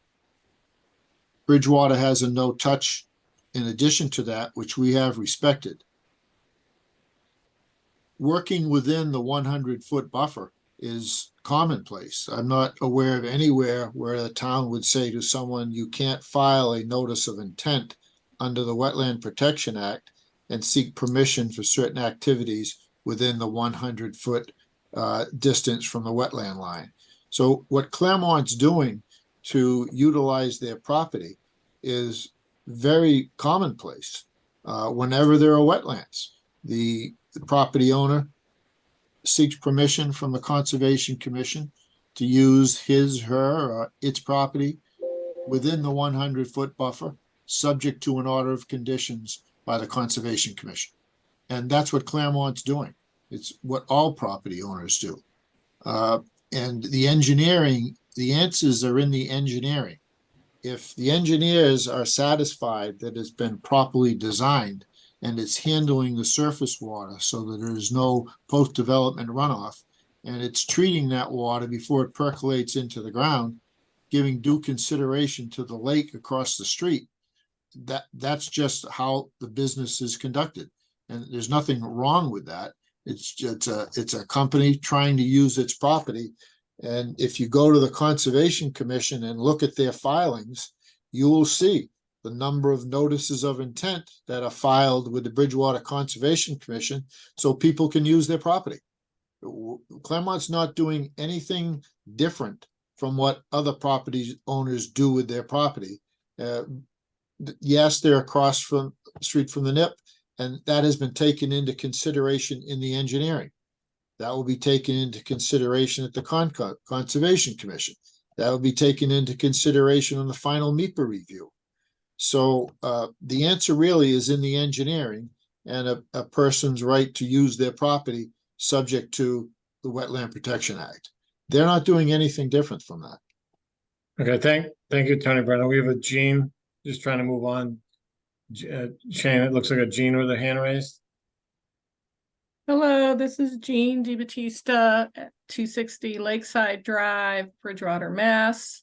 And I have several comments that I would like the board to consider. First of all, I truly appreciate the fact that the board is now looking at the 1988 McNeil decision and the conditions that were contained within it. Because if the reliance by Claremont is going to be on that document, they should be held to those conditions. Secondly, I do agree 100% that the proposal from the board that the buffer would be, that the neighborhoods would be in favor of this buffer is 100% true. Even though, you know, Attorney Brennan, you've made the point that there are no houses directly on the NIP, directly right across from 104. There are quite a few houses that are located right nearby 104 on the lake, and that includes at the entrance of Lakeside Drive and all of the areas where the hotel would definitely be viewable without that buffer, especially given its height. There have been concerns about this property and about the past efforts of Claremont, as it's definitely increased noise, it's increased pollution. There's been concerns about traffic. There have been safety issues at some of your buildings. These have been even posted about online. in Bridgewater incidents. And, there have been fires. There have been a lot of reasons that the public is concerned. That's why we're here. But the primary thing we're concerned about is the planned density of development that Claremont's plans have. This is one building in a much bigger plan. So I also think it's very relevant that Ray said the board needs to understand your total plans because, they are quite extensive. I don't believe this area has the infrastructure to support them. And I do believe they're overly ambitious. The other thing that I'd like to say is that for both Claremont and the board, that there needs to be an awareness that another ENF has been filed by the town of Raynham to improve their water treatment plant. And that project would be going on simultaneously with any projects approved by this group. We have provided you with information on that project. It points out another fact, which I think is key to the concerns of the residents, which is basically that, the NIP needs to be protected from multiple standpoints because it is vital, absolutely vital to the towns and communities around us, including providing a major water supply to the town of Raynham. It is used, it flows into the Taunton River. There's quite a few impacts as a result of what you're planning to do and the density with which you want to plan it. Okay. So, this is one building and everyone has expressed their concerns relating to this building, but I do think that the board needs to understand your overall plans. I will also say that the recent MEPA document that moves the approvals from the ESTIR to the FEAR, that document contains quite a few conditions, of which one had to do with the streams and had to do with the fact that Lake Nip has been found to have already reached its threshold of being able to handle pollutants relating to and that are causing issues within the lake, and that any further pollutants could cause significant issues. Therefore, MEPA made some the agency made some recommendations as to those streams, whether or not you want to call them perennial or intermittent. I will also say that one of your studies was done during a drought, and that drought should not have applied because it was actually in 1999, which was a known drought period. Therefore, there's an issue with that as well.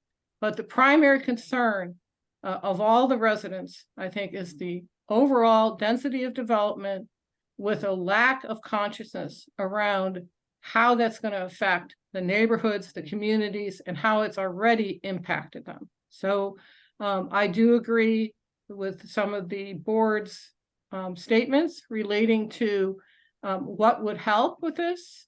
I also think that this is an area of critical environmental concern. There is a reason that stricter standards should apply in this area. It is very obvious what those reasons are. And therefore, we ask that you take full consideration of what those reasons are and how you're going to protect the neighborhoods, the NIP itself, and all the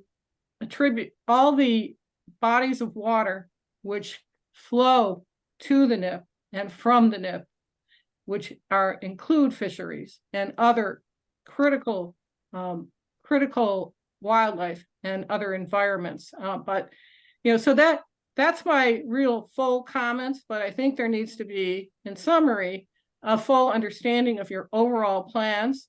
I do agree that this buffer would help. I do think it's appropriate, given that you're chosen to rely on the 1988 McNeil decision. I think if you're not going to rely on that, then you need to submit a supplementary modification that you'd like to have to that agreement. And basically, third, I think that everyone needs to understand this water treatment plant, the criticality of the water supply of the NIP to the town of Raynham, and how that project is going to impact this project. Thank you. Mr. Driscoll, if I may. Thank you. Can we just, we have another, Yeah, we got, individual? we have Bernice Morrissey. Hi, Bernice Well- Morrissey, 50 Lakeside Drive. Excuse Bridgewater. me, Mr. Morrison. We'll come back to, I Okay, want to get through the public comments, so we'll come back to, Well, this Uh, is a public comment. no, we'll come back to developer comments and board comments after that. so it should wait. Nope, go ahead, Mrs. Morrison. Oh, okay, great. So a couple of things. The abutters space. A butter across water, which is a lot of what we have along Lakeside Drive, is a little bit different than the abutters who are notified when there's development happening. So we don't get those developments, but our reality is anything that comes across water is magnified by the water, noise, light pollution, all of those things. Now, I want to say, from my view, and you haven't heard me complain about it, that access building with the mansard roof, every morning it catches the light, which comes right through my windows in a sharp way, or if I'm sitting on the deck, I don't complain about it. It's a little thing. And actually it's white, and which is better than black for, climate change and all that. So it's cooler, but it towers over the one-story residence from my view. So even though I'm not technically in a butter, or Jean's not technically in a butter, or anyone else along the lake, we have a straight view. It's like having a picture window into what goes on in that property. So, okay, so we'll move on from that. I want to talk a little bit about the flood plains. That land is in a flood zone. The lake is a flood zone. My property is in a flood zone. The flood zones the flood maps get redrawn every 10 years at this point. Maybe they'll start redrawing them every 5 years. So my point being, they were redrawn in 2012, and they're currently being redrawn again. So as Claremont's saying they're going to develop here and develop there, they don't even know what they're going to face, because the land is going to flood if you start clogging or rerouting the water. We've seen that on the to the left of access, that it's flooding. So when we have water being altered from its natural course, of course it's going to cause the flooding problem to become more severe. But they don't care about the land. I'm not talking about anyone specifically. It's the structures on the land is what FEMA is concerned about, and your elevation. So here we are planning a hotel that might be fine today, but who knows what's going to happen with the new flood maps that are coming out. And that's a consideration for all of us. The third thing I want to talk about is the land itself, and it was addressed that the stream, whether it's intermittent or perennial, it really doesn't matter. According to Massachusetts regulations 5.3, land under water bodies and waterways, that specifies that most of that land is very special to what happens in the NIP and the whole ecology in this region. I'll give you an example. The streams, whether they're perennial or intermittent, they serve a purpose. It's specifically, I'll chapter and verse 5.31, definition of critical characteristics of the land under the water. So we're not talking about land they're building on. We're talking about that stream, whether it's perennial, intermittent, or just a puddle. It's land under water bodies and waterways is the land beneath any creek, river, stream, pond, or lake. Said land may be composed of organic muck, peat, fine sediments, rocks, or bedrock. The physical characteristics is what's important, and location of land under water bodies and waterways are critical to the protection of the interests identified. The boundary of land under water bodies and waterways is the mean annual high water mark. So it's the why of the stream. Why is it there and how does it serve us? So, for example, I'll give you the exact reasons. Not only does it provide flood control because it promotes plant life when you leave the streams alone. It protects public and private water supplies, aquatic insects and wildlife. So it's really not, is it perennial? It's water, and it belongs there as part of the aquatic core that feeds into Lake Nippenicket. And so independent of Lake Nippenicket, it's serving a purpose. And yet when you read what's submitted in the MEPR is, finally, we have the Hockomock Swamp to protect us all from flood, the rising flood waters. Well, it's not going to work if we keep changing and messing with the flow of the waters. And so far, you talk about those 2 houses that were raised, that was in a flood zone, and the people who lived there had horrible problems with flooding in that property. And so it's, I want everyone to consider like the streams and all the markers that are there for vernal pools. Vernal pools are drying up, and that's why wildlife is disappearing from us. I don't see half the wild, not even a tenth of the wildlife, the small turtles, the toads, the tree frogs. They're just not here anymore. And one in particular that is a marker for the wellness of the ecology of the region is the mayfly. I moved here in 1994. We were having dinner on the back deck in the spring, and we were delighted. We thought, we are so lucky to be here. And then the mayflies came, and they swarmed all over the house. And I'm like, oh, what the heck? And we grabbed our plates and ran in the house.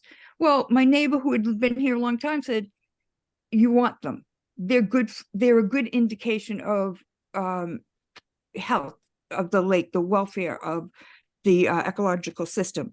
It's those little flies that the fly fishermen and fisherwomen use. Mr. Okay, Morrissey, if I could just, a lot of your comments, although they're important, they're conservation related, if you could just wrap up, please. Well, they are, but I know they're conservation, but where Mr. Brennan referenced the stream. So I also want to talk about the park and ride. So I don't know if the plan still involves using the park and ride, but I don't know if that's for anyone to say, because that was established in the late 70s or early 80s with state funds. And it's a state-owned lot, which the town managed. I don't know, but I do know it was done with public funds, and I don't know if it's the town's to give away. So that, I think, needs to be considered. And finally, so if this is falling under the large project, then let's have the large project. Let's have the entirety of the project, because I just know when Mr. Brennan referenced people can use their property as they want, I can't, because little by little, it's all getting exposed and chipped away and chipped away.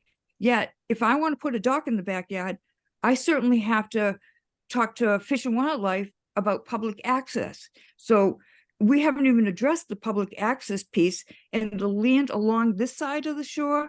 The state bought a lot of those parcels to protect public access. So that's really what the things I wanted to address. So thank you. Thank you, Mr. Morrissey. Okay. Thank you so much. Julia Blanchard. I am Julia Blanchard, 27 Brattle Road. I just want to say first, I appreciate the opportunity to comment on the project. And I feel listened to, which is really good. Thank you. I have 2 comments. Is there a plan to do a traffic study or some kind of analysis before the whole mega project is complete? Because it looks like the document submitted to MEPA states that a traffic study would only be done after the completion of all the Claremont projects. Wouldn't that be too late for the study to do any good? I Kind can of putting the horse. We before the do cart. have a traffic study for this project. Oh, is it published? Can we see that? Mr. O'Brien, that's on the website, correct? It is. Okay, I'll go look for that. And also, with all due respect, I think it's disgraceful that the Indian burial sites were disturbed, and I would like to know if the bodies have been reinterred yet properly. I don't think the board has any information on that. No. All right, that's it for I have for people with virtual hands raised. Thank everyone for their comments. So I'll leave it up to you, Mr. Chair, and how you want to proceed. I'll just ask for some more board comments and then go back to the applicant, and then we can decide if we want to close the public hearing or continue. But, just looking at the zoning and having to be mindful of the impacts on the natural environment. That's stated over and over again in the plan development district, but also being mindful of changing market conditions and things of that nature. This would be one of the biggest buildings facing Route 104. I think the existing Marriott's 4 stories, the office building's 3 stories, and then as you go up to access, those are 5 stories. But a 5-story building is much different than a 2-story building that was originally proposed for this site. And I think with all the environmental concerns, with the noise concerns, the light concerns, for me, that 200-foot buffer is very important. I don't know if I could support the project without it, because it is a very large building and it is much different than what is shown on the original plan. So that's an important thing for me. I'm fine with the hotel and everything else, but I think screening in that area is very important. Any other board comments at this point? Yeah, I'd like to make one more comment, Mr. Driscoll. Actually, 2 things. One, I just want to reiterate that I think we should see a new general plan for what's going to be going to be proposed into the future. It's important for us as a board to make decisions based on that. But just a general comment, we're sitting here, it's what, 2 And hours? Mr. Chairman, I'd agree. I mean, the plan development district allows you to build a plan development. It should be very predictable. There should be a master plan. I mean, I think we've gotten so far away from the master plan. We do need a new master plan for that site. Yep. And that's just one other thing, and that is that, we're sitting here, what, 2.5 hours or close to it. And the residents have been sitting here too. Now, we have to sit here and go through 3-4 hours of meetings. The residents don't. And I'm getting the impression as we go through this, that the proposal for the hotel is meeting the letter of the law, as Mr. Brennan said. And he's correct. I mean, you can develop something as long as you meet the requirements that the city, town, or state requires. But sometimes maybe you should think about just trying to be a good neighbor and trying to make things so people are pleased with the project, not just meeting the letter of law. And my point is, to all of you in terms of development, that these people come out here every night to talk and to give their points about what they're afraid of. Maybe we should just try to move in that direction. I mean, you had to be pushed even to save the cellar, the stone cellar, and that would have probably been gone if somebody didn't say something about it. I just would like to see more movement on the part of the applicant to meet some of the fears, anyway, of people here at this meeting. Thank you. Any other final board comment? Any other proponent comment at this point? Mr. Silva? Didn't know if you said proponent or opponent. Proponent. Okay. Mr. Silva, do you want to weigh in on it? Yeah, I want to say that parts of this makes me very frustrated. Okay, and some of the frustration comes from the discussion that we had about where the building is and how close it is to the wetland and everything. The town has a requirement that says no building can be closer than 50 feet to a wetland. This building's not even remotely close to that. So it's kind of disingenuous to be saying that we should be outside the 100-foot buffer zone when there isn't another project in the town that avoids the buffer zone in order to stay away from concerns of somebody. And the people, and every one of the people that have comments here, I respect their comments. But when this first started back in 1999, the client, Claremont, extended sewer 3 miles. He extended water 1 mile to an area that never had either one of those things. That sewer was supposed to be extended and tied into all the houses that are in this area. So if all these people really have a concern about the environment and the impact on the lake and so forth, I hope that they put the same amount of energy in making sure that them and all their neighbors are tying into a sewer line that has been provided up there by Claremont in order to improve the quality. And if they're concerned about the level of the lake, I hope that they take a trip to West Bridgewater and talk to the management there about the Arch Street Dam and ask them why they keep the Arch Street Dam up in such a way that the water stays up so high that it causes potential flooding issues for some of them. You can't, I think it's just unfair. Quite honestly, it's unfair to be telling Claremont that they are not entitled to do a project in a planned development district which was designed for that purpose, to promote economic development at the intersection of Route 24 and 495.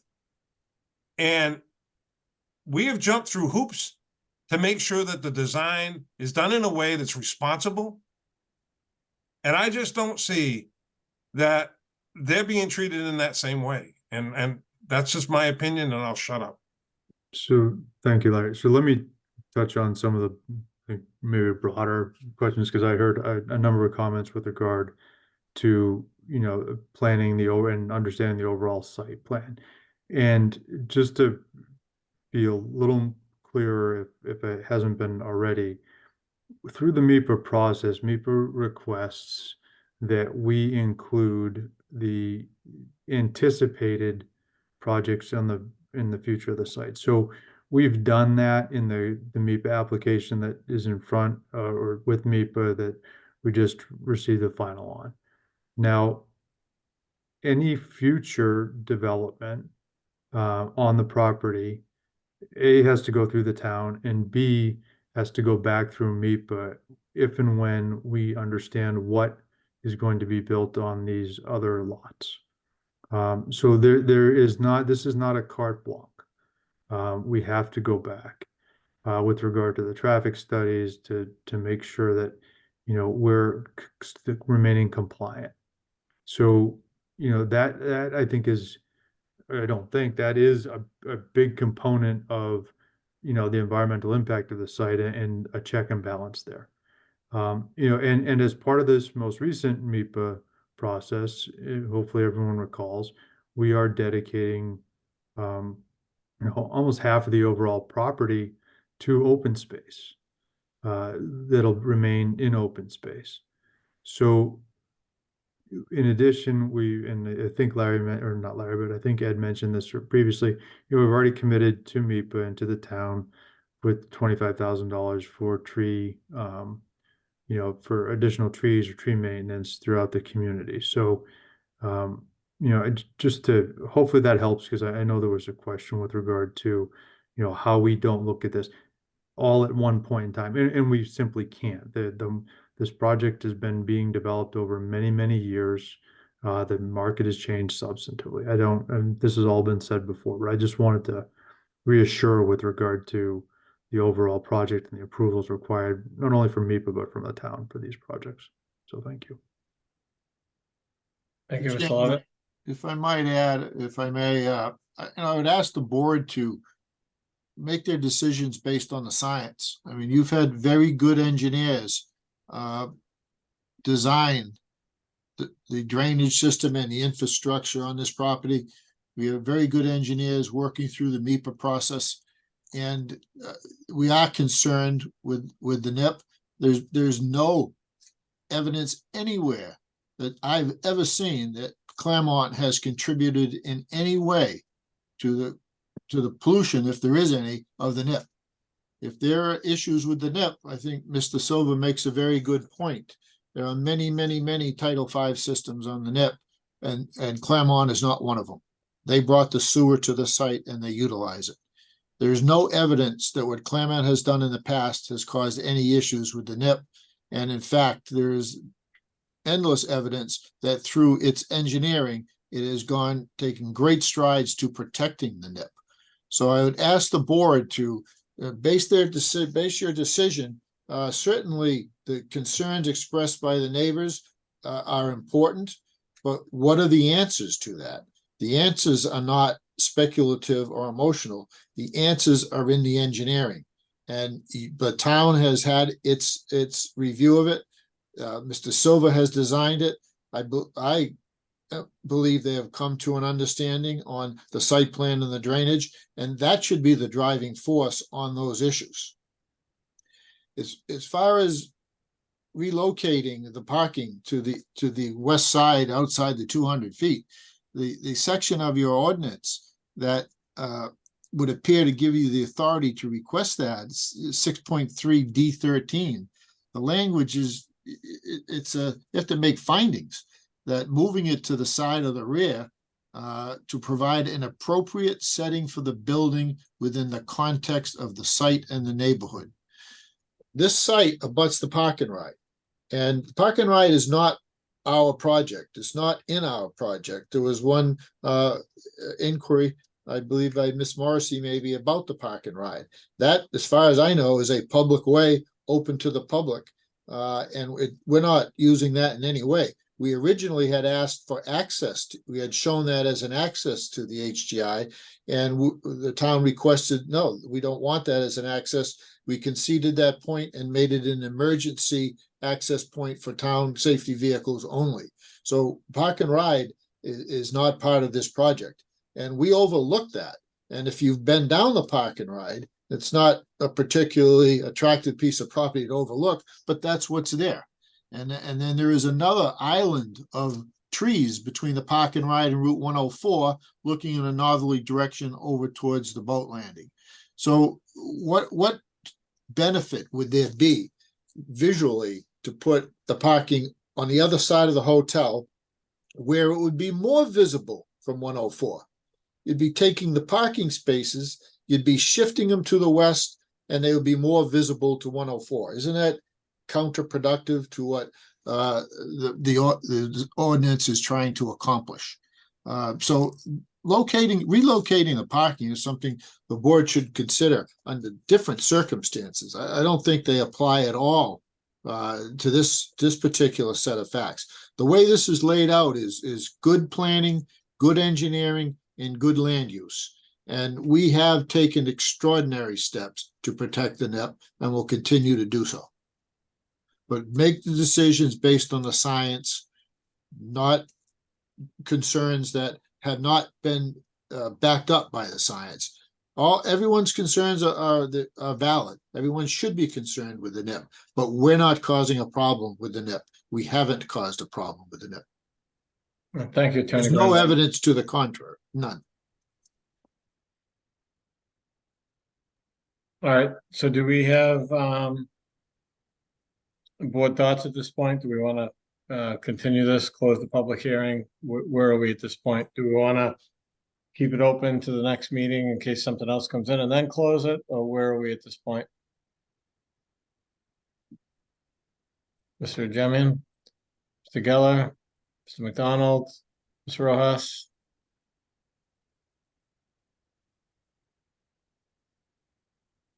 I really don't. I have no interest in closing the public hearing at this point. I mean, I feel like there's still a lot to be figured out about this project. So,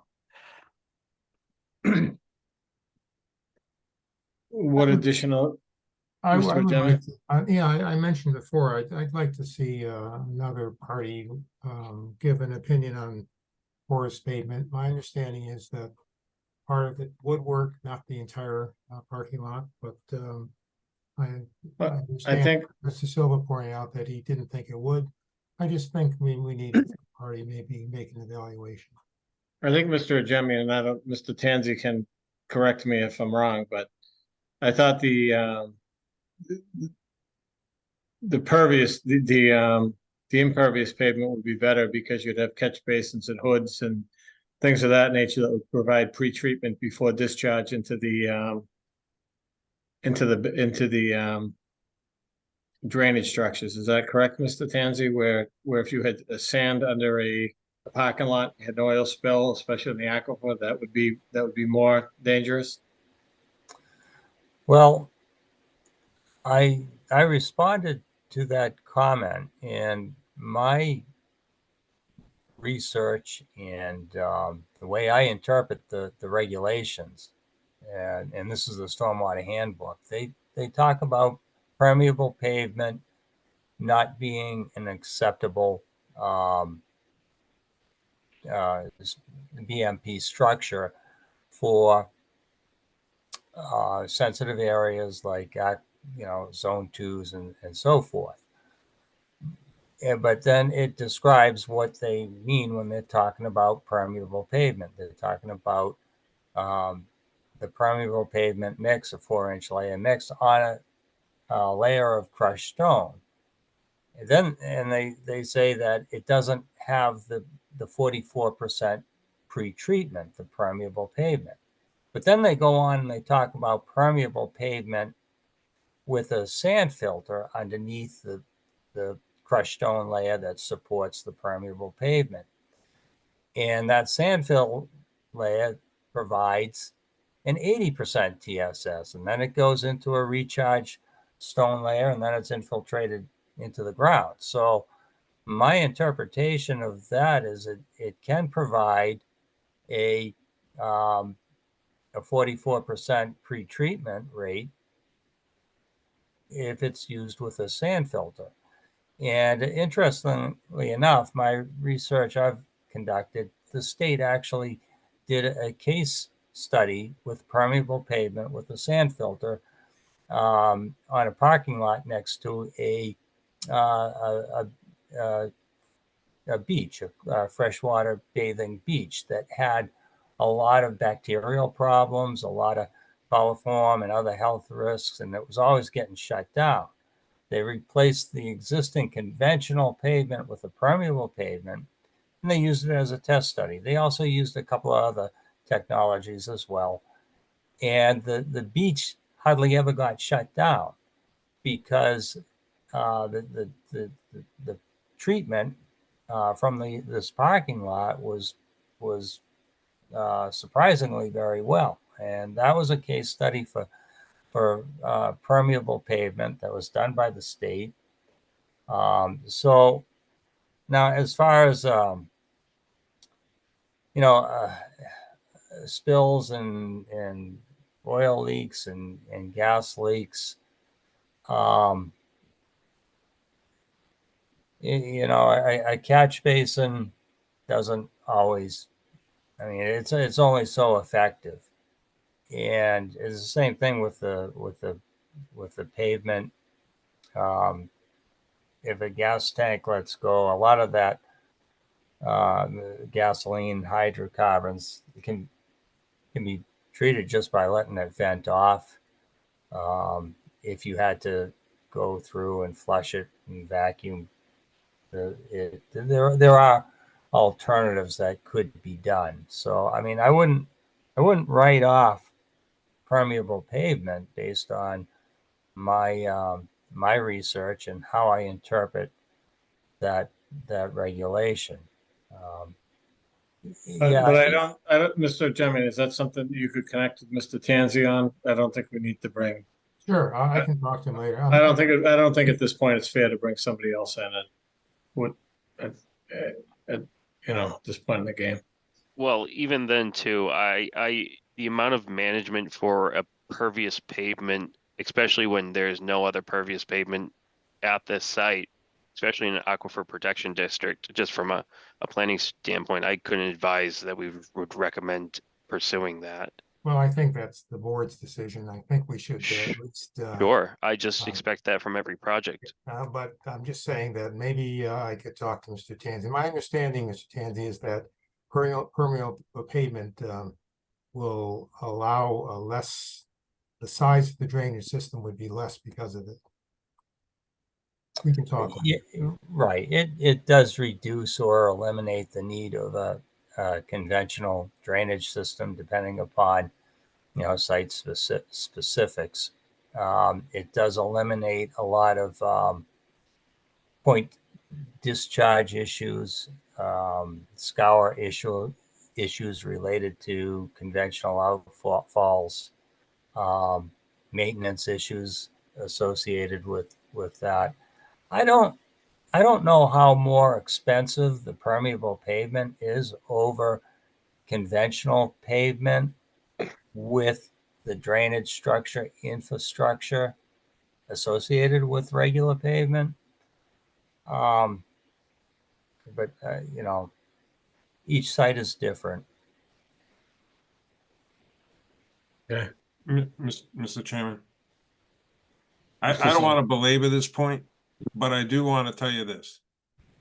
Go to Middleborough, look at the old Harbor One site. They tried to do it without having impervious surfaces. They abandoned the building and built a new Harbor One because they couldn't increase the amount of impervious in that area. And it turned out that it was just a maintenance nightmare. Go to the East End Library, and they had an extensive system in that parking lot, and it's now paved. Just about 5 years after it was put in place. And I oversaw the installation of it, not the design of it, but I was hired to be there to make sure that they installed it properly. And they installed it properly, and it just doesn't do the job. This is New England, okay? And aside from the even more pressing issues of being in an aquifer protection area, you're in an area in the Northeast where you're just your freeze thaw problems, your seasonal issues related to that type of system. It's not a walk in the park, and anywhere where it's tried. The point that Greg had made about the DEP doing one, yeah, they did it in a beach where it was all sand, very controlled, no kind of issue as they saw it. But I'm telling you, it is not good management, good practice, good engineering practice, and I don't recommend it, and I would not want to design one in a case like this. Okay, so what I'd like to do is just why don't we continue this to the next meeting? What's on the next meeting, Mr. O'Brien?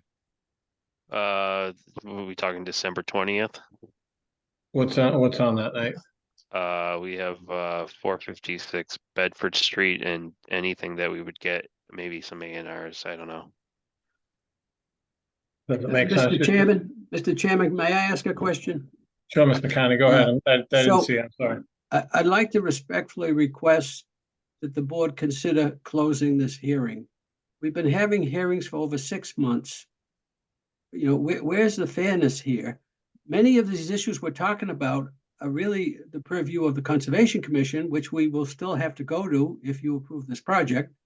If you don't approve this project, there'll be no need to go to the Conservation Commission. But, this is very costly to us as a taxpayer. We are the major taxpayer in the town. I know that isn't important to people. I'd like to just tell you, the Marriott Residence Inn, since it's been open, just that one building has paid the town of Bridgewater $2.2 million in real estate taxes, room taxes, and personal property taxes without sending any children to the schools. So, I would hope you'd give some consideration.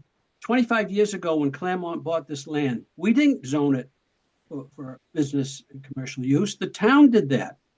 And all we're doing is asking to exercise our rights under the present zoning that we didn't put in place, that the town put it in place. We're the only, as I understand, we're the only planned development district in the whole town of Bridgewater.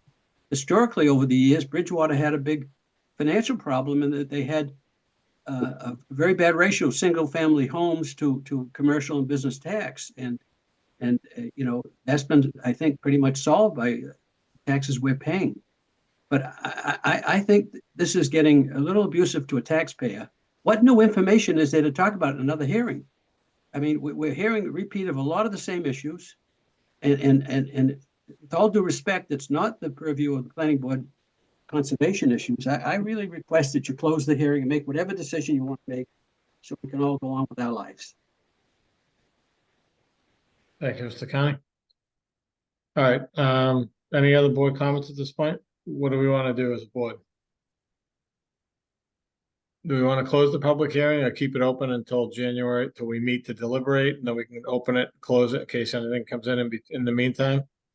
Because if anything comes in between now and then from the applicant or the public, we wouldn't be able to consider it, not deliberation. I guess the question goes to the applicant. Is it your intent to provide us any new information between now and the next meeting? Well, the public may as well. So what's Mr. O'Brien, what's the will of the board? Do we want to continue this to the next meeting or do we want to close it? Can somebody make a motion? I think it's a fair enough idea, Pat. Continue it to the next, and then we can close it there if there's nothing, no further developments. But I would agree. I mean, this has gone on long enough. So I think if we do continue it to the next meeting, the intent is we try to wrap it up and close it at that meeting. Whether we deliberate that night or not, or finish deliberation, that's another issue, but Mr. Driscoll, if that's the wish of the board, would you consider at that meeting, if it doesn't close tonight, that it could have maybe an understanding that you would entertain only new information so that you would have the opportunity, should the public or the applicant file anything else, maybe the hearing could get restricted to new information subsequent to tonight? yeah, I mean, the goal is to have any new information. I mean, that's the goal, but yes. So do we have a motion to continue this to the December 20th meeting? So moved. By Mr. McDonald. Do we have a second? I'll second it. But I think we should entertain any information that pertains to something that we've discussed. In other words, that it may give a new light on something that we discussed. Okay. You know, just for discussion before we vote on it, you know, my hopes is that parking can be moved out of that 200-foot buffer. I'm open to less parking. I'm open to a major reduction in parking, whatever it is, but I think it's a very large building. It's 5 stories right on the street, much bigger than the existing Marriott, much bigger than the existing office building. And I think the original special permit, you know, and if you look at that master plan, clearly has that 200-foot buffer on that lot. So with that, we have a motion and a second to continue public hearing to December 20th. Hopefully it's a quick public hearing. And we can go from there. Any more discussion on that? Mr. Jemian? Yes. Ms. Rojas? Yes. Mr. Geller? Yes. Mr. McDonald? Yes. I'm a yes. And thank you. Good night, everyone. All right, Well, see you in 2 weeks. Actually, not good night. Wait a minute. We get 2 more public hearings. Yep. Wishful thinking.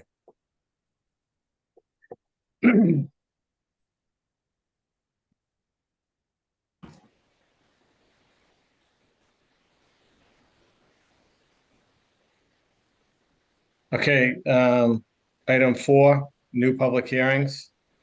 This is 0 Auburn Street, map 79, lot 1, and portions of lot 2, 4, and 18. This is a new proposed 4-lot subdivision under a definitive subdivision rules pursuant to the planning board subdivision rules and regulations. Mr. O'Brien, did we receive the green cards? Yep, All I got necessary- them. all I necessary received. Yep, payment?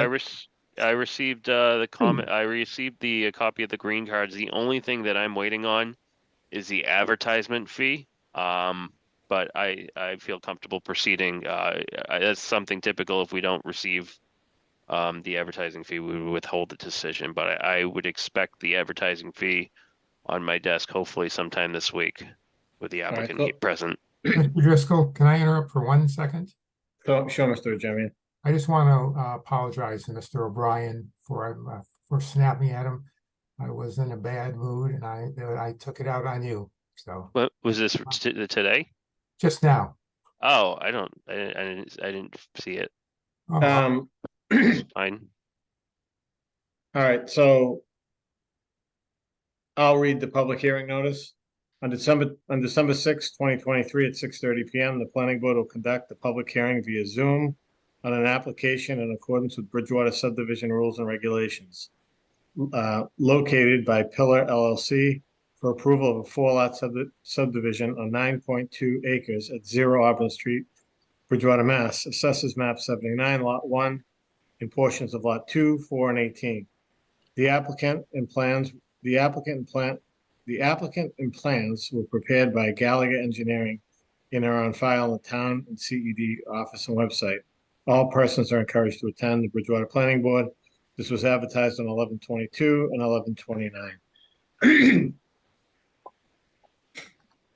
So we have everything else, so I know, Mr. Gallagher, if you want to give a brief overview of this, I think we're still waiting for a technical review from Mr. Tanzi, and I believe there has to be some test bits done on site, is that correct? I think that is correct, yes. Do you want to present the project, Mr.? Sure. So, okay, Frank Gallagher, Gallagher Engineering in Foxborough. I'm here on behalf of Pilar LLC. So let me just put you on the locus first. This is a property that's on the south side of Auburn Street. It's 9.2 acres. You probably, I think this board is going to know the location. Mr. Gallagher, are you sharing a screen or anything? Am I missing something? I'm not sharing a screen, no. How do you want to present your plans? Let me see if I can share a screen.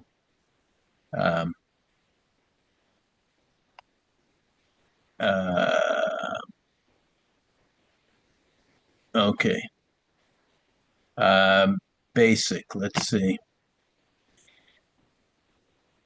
Yeah, okay. Not quite sure if I can do that, but I don't know if maybe the planner could put up the plan that we submitted or not. So do you have a PDF, the plan? I do. If you go to the bottom, there's a section called shared screen. Yes. You just want to share that PDF. Okay. Just so it's helpful for the next meeting. Yeah. So to do that, I go to share the screen. Yep. And it'll give you a selection of different screens that you're looking at. Yeah. And then you click the one that's a PDF. Okay. So let me just pause for just a moment and let me see if I can accomplish that. Sure thing.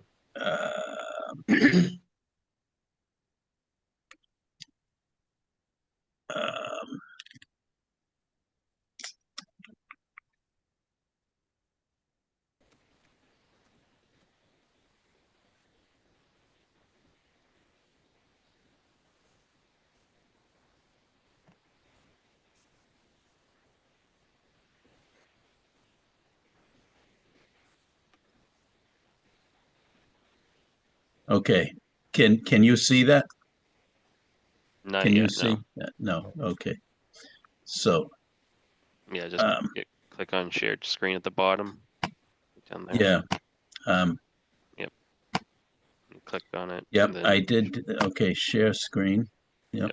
Okay, I see. All right. Then click OK. Okay, how's that? Let's see.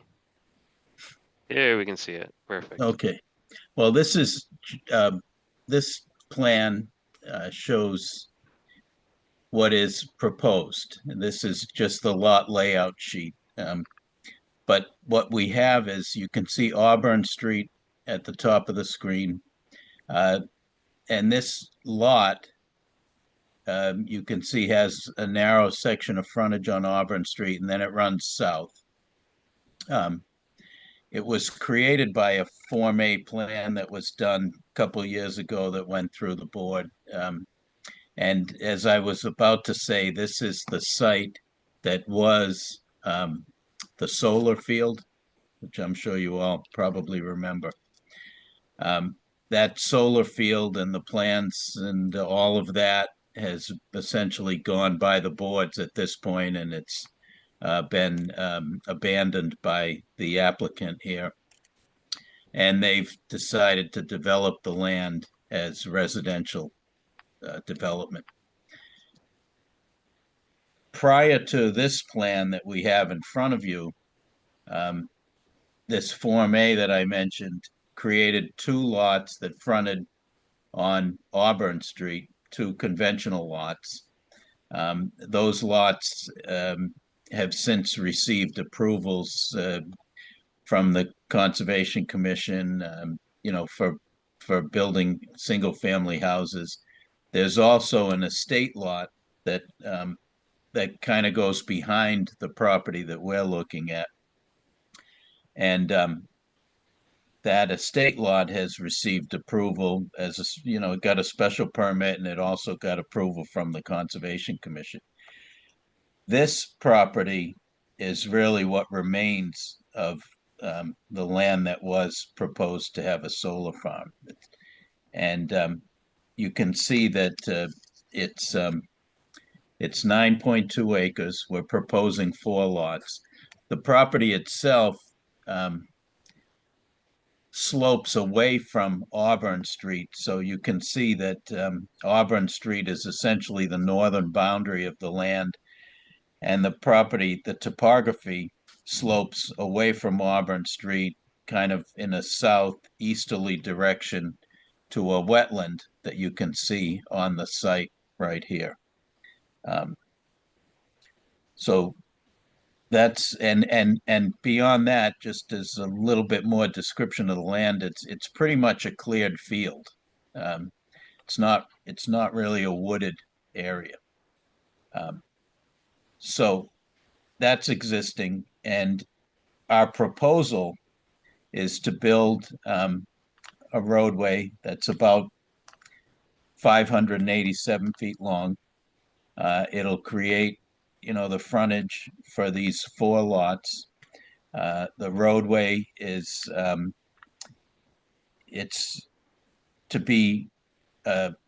it's to remain as a private roadway. It's a 4-lot subdivision, so we have that section 5 in the subdivision regulations that allows for a 16-foot wide road without curbing or sidewalks. And that's to service 4 lots, and it'll remain as a private road. It's not going to be put in front of the town for acceptance at any point. There's going to be a homeowners association made up of the people who eventually live in these 4 lots, and that'll be for maintenance and and whatever else is necessary here. It's pretty standard. This design, very similar designs have been approved by the board in the past. We've done quite a bit of soil testing out there. We've found suitable soils for on-site septic systems. We also did testing for roof drainage systems, and we did several test pits along the length of the roadway just to see what kind of soils we were looking at as a roadway base.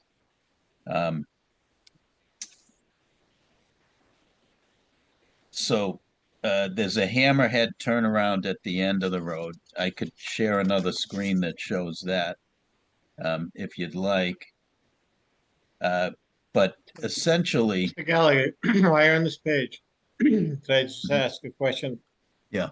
It seems like you're not following the typical roadway layout with the swales on either side of the road. Is that correct? Well, that's actually not part of the cross section that you'd see in the subdivision regulations, but But we are providing swales on both sides of the road, yes. In addition to that drainage basin in the rear? Yes. So yeah, we have that 16-foot wide road. It's crowned in the middle, so it sheets to both gutters. There is no curbing, so it flows off the road into a drainage swale. And let me just say too that this road slopes continually away from Auburn Street. So the stormwater flows from Auburn Street toward the cul-de-sac, and then but we're catching it in swales on both sides of the road. Those swales eventually lead to a couple of catch basins, and those catch basins discharge stormwater into an infiltration basin. That infiltration basin overflows into a detention basin. Let me just see if there's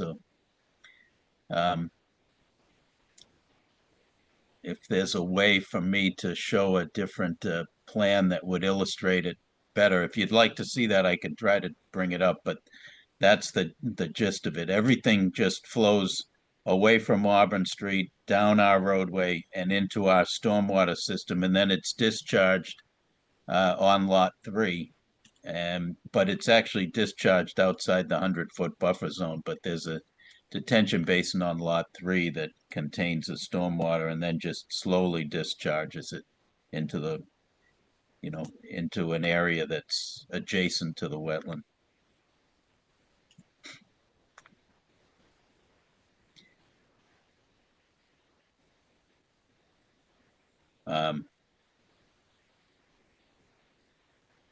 Yeah. Would you like to see that plan? I can try again to share, No, so I'm in the road 40-foot layout, typical 1 to 4 units. So you are doing the underground infiltration in those swales as well? Yes, yes.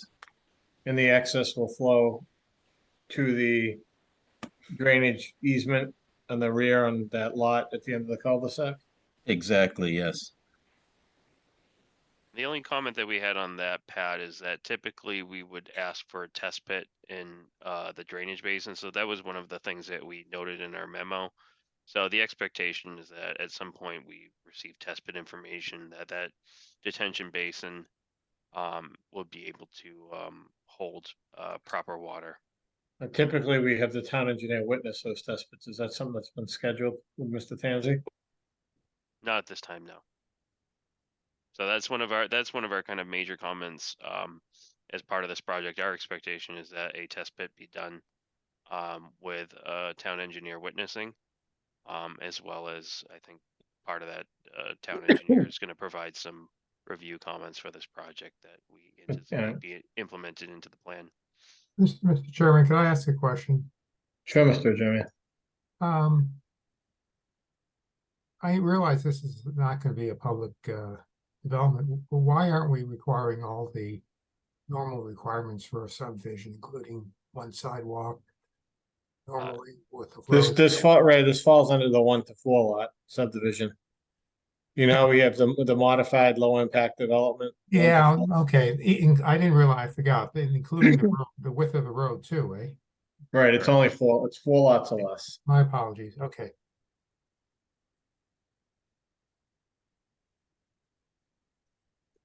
So I know we have a lot of engineering review to do and whatnot. Maybe at this point, are there any board questions for Mr. Gallagher? If there are none at this point, why don't we open it up to the public? This is a public hearing. I believe there are a number of members of the public here. I know this is very preliminary tonight. We need the town engineer to go out and do some test pit evaluation to confirm the drainage, and then he'll have to review the drainage analysis provided. But are there any abutters here at this point that would like to speak? At this time, I see a Fred Chase's hand raised. Sure, Mr. Chase.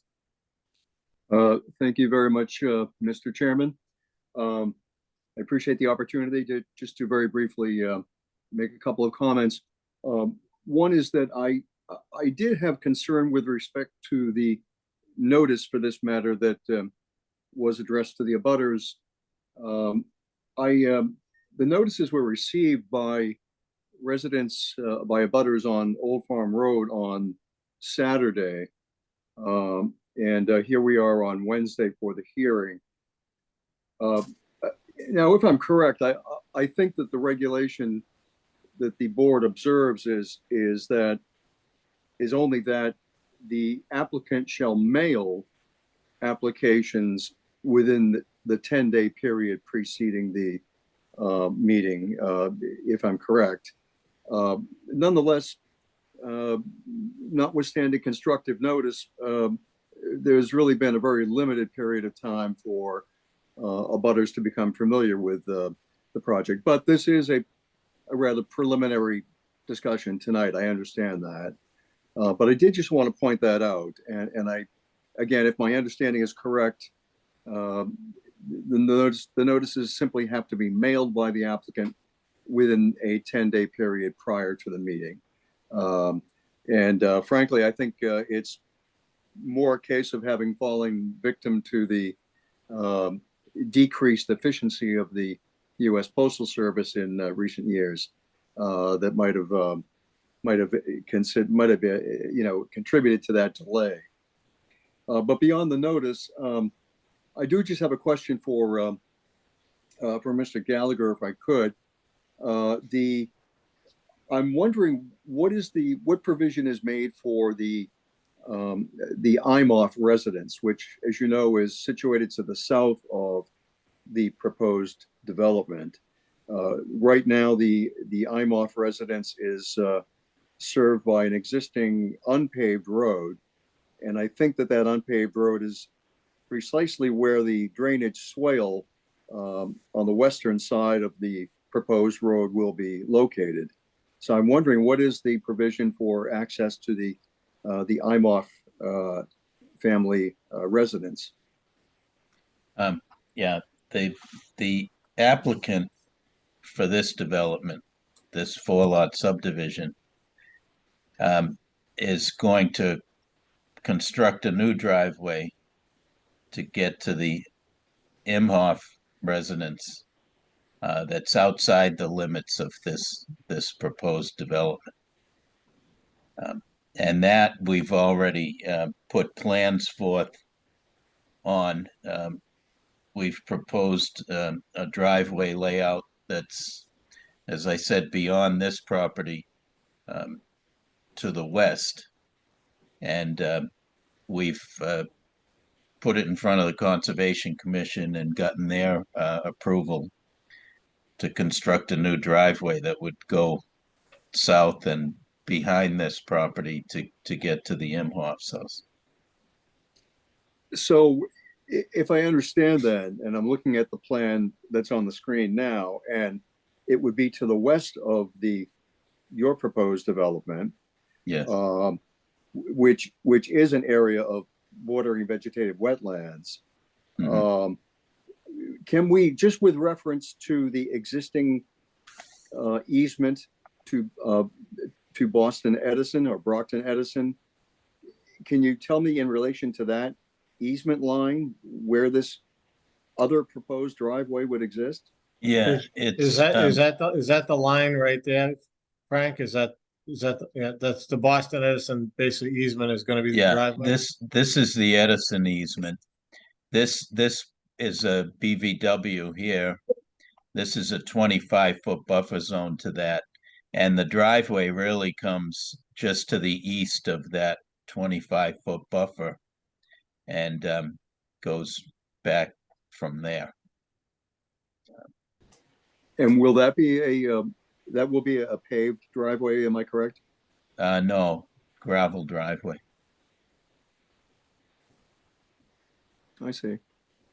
The only other comment I had was, and I've seen the whatever it is, these 6 or 8 sheets of plans, and since you happen to reference the previous plan some years ago for the solar farm, I'm familiar with those plans as well. Those plans were gave particular reference to Old Farm Road and the existing residences on Old Farm Road. So it was actually very easy on the extreme left-hand side, on the western side of the charts, to locate individual residences by plot and see them in relation to what was then the proposed solar farm development. These plans do not include a very clear reference to the location of the existing houses on Old Farm Road. So it's a little more difficult to, I think, for the abutters on Old Farm to envision exactly where their property lies in relation to any of the proposed plots of this new development. Is that something, I know that your cover sheet to these plans has a, kind of thumbnail image that does show Old Farm Road and all of the lots on the east side of Old Farm Road. But can that be exploded and presented in a larger sheet so that residents can become more accustomed to, being able to envision proximity to, for example, that lot number 4, which is the closest lot to the abutters on Old Farm Road. Mhm. And now that you point out the plan for the proposed Imhoff driveway, which will be even closer to the Old Farm Road residents. We could probably do something. Yeah, we could probably do something for you that would make it a little easier to see. The cover sheet shows a locus at 1 inch equals 1,000, and we could probably maybe change the scale on that to make it a little bit easier for you to see. I think that would be very helpful. Okay, honestly, I sure. would appreciate that. And I think the we other could do that. residents in the area with the abutters would appreciate it as well. I think that would be helpful. I would appreciate. All right. That's my only other comment at this point. I thank you. Looks like we have Priscilla Emhoff. Shane? Yep, Priscilla. Yes. Priscilla Emhoff, 675 Auburn Street, Bridgewater. Now the drainage heading towards my land where I live. You also keep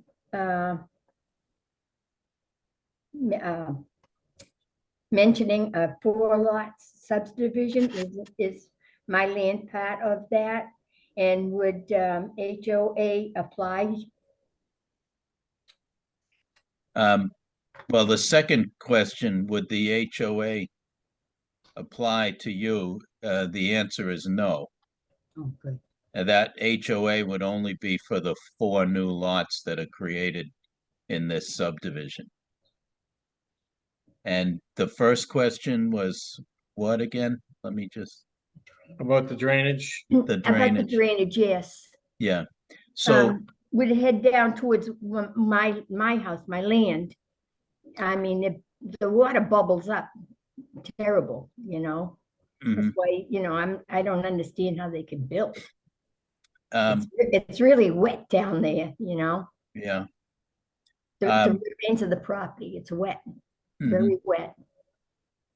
Well, the drainage does travel from north to south, and then it discharges to a wetland that's at the eastern side of this property.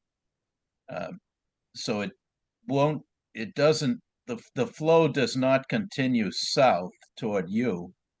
It's diverted to the east to that large wetland.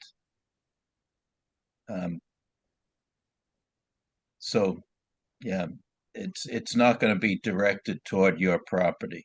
And there's actually the estate lot that we got by special permit, which is 12 plus acres, is actually between this subdivision and your property. So, there's quite a bit of land between where this stormwater is discharged and where you're located. So, Yeah, I see. Because there's also a pond there. Because, you know, on the property. uh-huh. And the brooks run into that and and then runs down towards the Taunton River. Mr. Gallagher, where is Mrs. Emhoff getting her frontage? If we look back at that A&R plan that the board signed back in 2021, you'll see that her frontage comes on Auburn Street. And she has 150 feet? Yes. Mrs.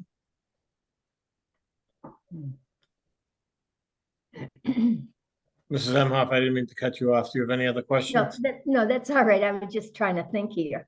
You know, I was just, you know, and now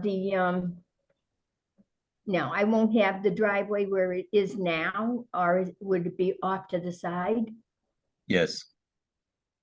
So it would come, basically, it would come underneath by the power lines. Yes. Because, you know. Yeah, and that's pretty wet there, because when my husband used to hay it, he'd sink in with the tractor and stuff. And that's like I say, the land is very wet. And there's a stream right along that the pole line. Yeah, we've got a plan that shows a driveway that's completely outside of the 25-foot wetland buffer zone at its closest point, and much of it is quite a bit more than that. Yeah, and I guess the driveway is all within the upland area. and I guess as part of this subdivision process, we would make sure that the applicant would properly replace the driveway prior to work being commenced, Right, as so, to affect yeah. access to your property. So that would certainly be a condition that, you know, the applicant would be willing to accept. I see.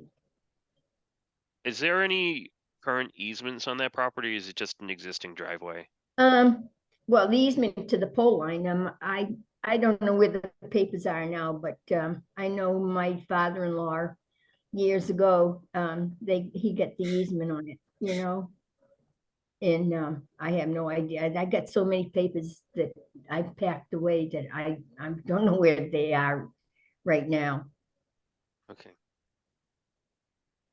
But I mean, I want the right of way too, you know. Okay, thank you, Mrs. Emhoff. Do you have anything else? So, no, I don't think so. there'll be other meetings on this too. This is very preliminary tonight, so Okay. things could change based on test pits, and that's why we don't want to get too into the details, because the town engineer hasn't even witnessed test pits out there yet. I understand. Yeah. Go ahead.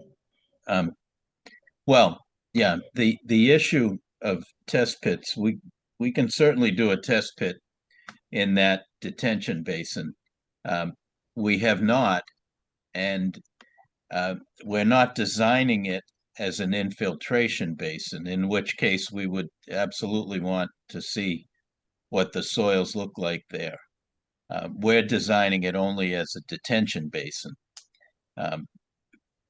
And beyond that, it's really not an excavated area as such. It's really an area that's bermed, that's containing stormwater. So we're not excavating to any extent to build that detention basin.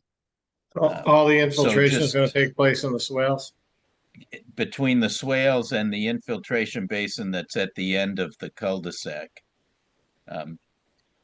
We have infiltration in the swales and a basin that's at the end of the cul-de-sac, and then we have overflow that goes into this detention basin, so. Right, so I think anywhere, Mr. Tanzi, anywhere there's infiltration, you're gonna want test pits, correct? Mhm. Typically, that's what we look for. Okay. And we I can, haven't really, we'll I haven't certainly reviewed, be I willing to haven't do that. reviewed the drainage. These detention basins, are they infiltration or just straight detention basins? The basin that's on lot 3 is straight detention basin. So what, Do we, and that's, and I don't have the drainage regs in front of me, do we allow detention? We don't, do we? Are we talking for subdivision purposes? Right, Let me check. I think it says detention, I think if you look in the rules and regs, it'll say detention ponds are not allowed. No, detention, aren't allowed. Well, we have certain requirements for drainage detention bond with recharge systems. Right. So they would have to meet the requirements of that. So that would be something that would have to match our subdivision rules and regs unless waived upon. So I would ask that the applicant look at our detail sheets when it comes to detention bonds with recharge systems. okay, we'll definitely do that. But we do allow for detention bonds.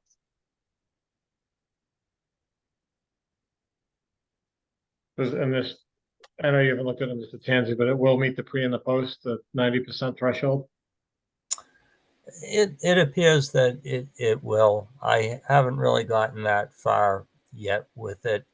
But this subdivision is very similar to the two that were done on North Street. Yeah. All right. Any other board comments or public comments at this point? Because I know this is preliminary, you have to, so you'll schedule test pits. We want to continue this to the second meeting in January then, or? That'd be fine with me. Yeah, that'll give us time. We should have everything straightened out by then. All right, that would be January 17th, 2024. And Mr., on the profile sheets, all the utilities are underground, that's correct, right? I just have a note on that, Pat. There is a existing power line that is above ground that goes through the property. So it is noted as a proposed easement. New utilities would be underground, but there is an existing a kind of overhead electrical wires. Right, but all utilities servicing this neighborhood are gonna be underground, correct? Yes. Yes. I just ask in terms of, would you consider those power lines as part of the subdivision, or you don't think there needs to be some sort of waiver request as part of that? Is that like, it looks like they belong to the Edison, is that correct? Is that an No, Edison easement? that's not that. It goes through the properties for the Eamhoff property. Why can't that be tied in underground? We'll have to look at it. I mean, on Gatsby Way, we made it take out all the poles and go underground. So we'll take a look at it. Sure. Yeah, I asked because typically we ask for everything to be placed underground, but there is a proposed overhead electric easement to benefit that property with the existing electrical infrastructure. So I just advise the board on that. All right. So just, I don't want to cut anybody off. I can't see everybody's. Any public comment? No other hands raised. No board comment? Do we have a motion to continue to January 17th? So moved. Mr. McDonald? Second by Ms. Rojas. So Mr. McDonald? Yes. Sorry, I may have some. It's all right, Ms. Rojas. Yes. Mr. Geller? Mr. Geller? Oh, you're muted. Yes. Mr. Jemian? Yes. Yes. Thank you, All Mr. Gallagher. Okay, thanks. Thank you. Next year. Yep. Item 5, is Mr. Silva still with us? I hope so. Freedom Way, Madeira Estates, definitive subdivision. Is there anybody here for Sarita Way? Yeah, Larry's here. Yeah, I'm here. We submitted a letter to the board requesting an extension. As you- So Excuse Mr. me? Silva, just before we talk about the extension, can I ask a couple of questions about the project? Certainly. So I've spoken to Mr. Solari and Mr. O'Brien about the subdivision. I know there had been, and I received a couple neighbor complaints about the extent of the gravel removal up there. When this project came to us before, wasn't it more of a cut and a fill presentation that you had made to us? That there was a high, I don't know what you're referring to. I mean, we made a presentation for the project, what was involved, what the existing grades were, what the proposed grades were. When you make reference to a cut and fill. so there was- I guess the material that's leaving the site, is that necessary to construct the subdivision? Absolutely is necessary. Or has it been taken to a level below what is necessary? No, it is not. It's not been taken to a level that's below. And first of all, we have never heard of any complaint from anyone. And if you've received complaints, I would ask, were they passed on to the developer or to anyone else? Yeah, well, I had spoken to Mr. Solari and to Mr. Did anyone talk to Mr. Aruda? O'Brien about it. I don't know if they did or not. And then this. I would this came in. say that the first notice to BRS came into the subdivision check-in letter that I provided to yourself as well as the Arudas.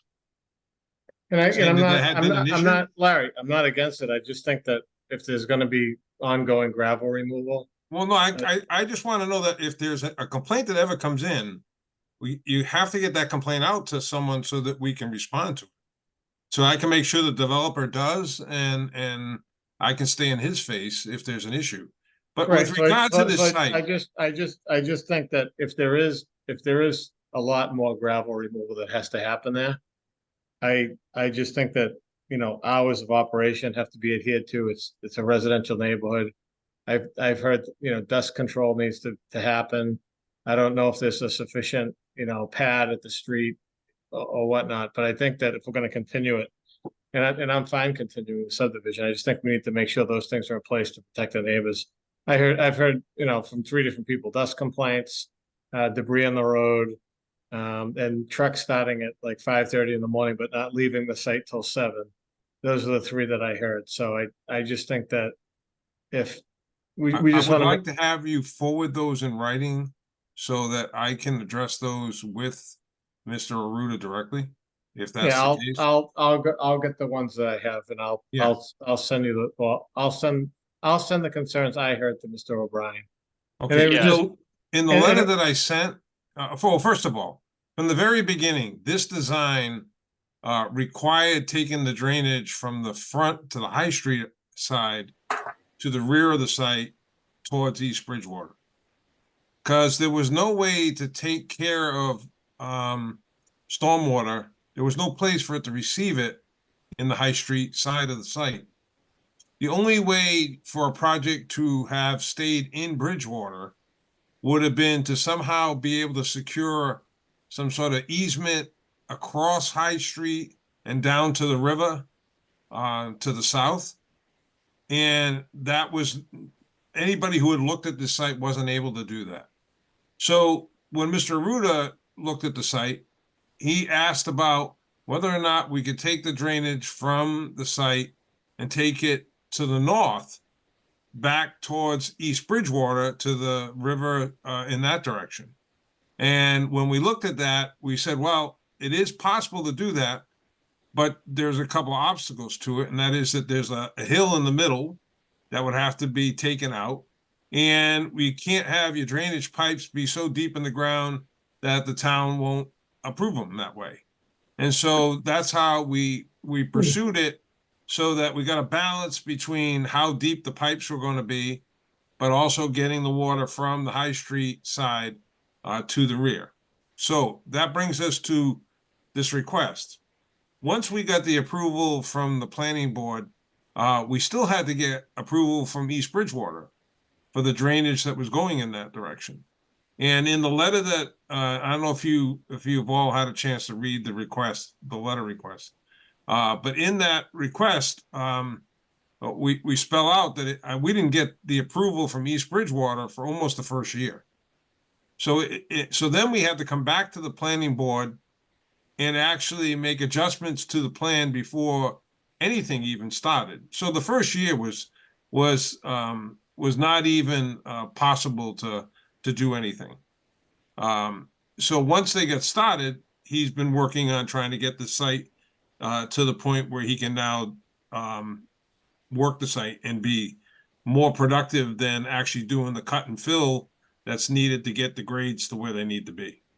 Okay, so that's why there was a lot of that activity initially. Is a lot of that material that was needed to construct the subdivision removed, already taken care of? Most of it's at a point where there's little more to go out except in the area of where the detention basin is. In that area, there's still some material that has to leave because it's excess material. But for the most part, that's a small amount compared to what was done before. And Mr. Arruda has been talking to the neighbor to the rear to try to get started on that activity of making his lot better than what it was. Because remember, there was the neighbor in the back had a slope of land that came right down to the, I don't even know how the guy lived there.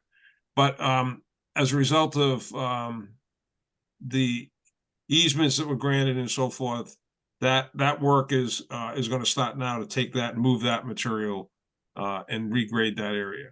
But so to answer your question is I would say, if I was looking at percentages, I'd probably say 75 to 80% of what had to come out of there has already come out. And the remaining amount is mostly in the drainage area and next to that neighbor where it has to be adjusted. And I think if Mr. O'Brien and if we decide to continue it, maybe the letter can just, Mr. O'Brien, restate the hours of operation, dust mitigation for any material that has to come off, make sure there's a sufficient pad at the street. Just things of that nature, because the complaints I heard with dust were rocks in the street, the road breaking up.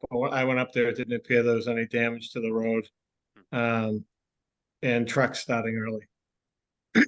Yeah, So- if you have, and just to the point, yeah, if, I received my first email regarding this project from an abutter yesterday, so I was just holding on for it for this meeting, and I did give them proper information about the language. They were asking questions about the decision language, as well as things about hours of operation. So the plan endorsed does have all that information, and I hope that those plans are kept on site just in case if they're asked. But I'm happy to share decision language and those plans with anyone who's interested. But the first time you've heard from a butter was yesterday?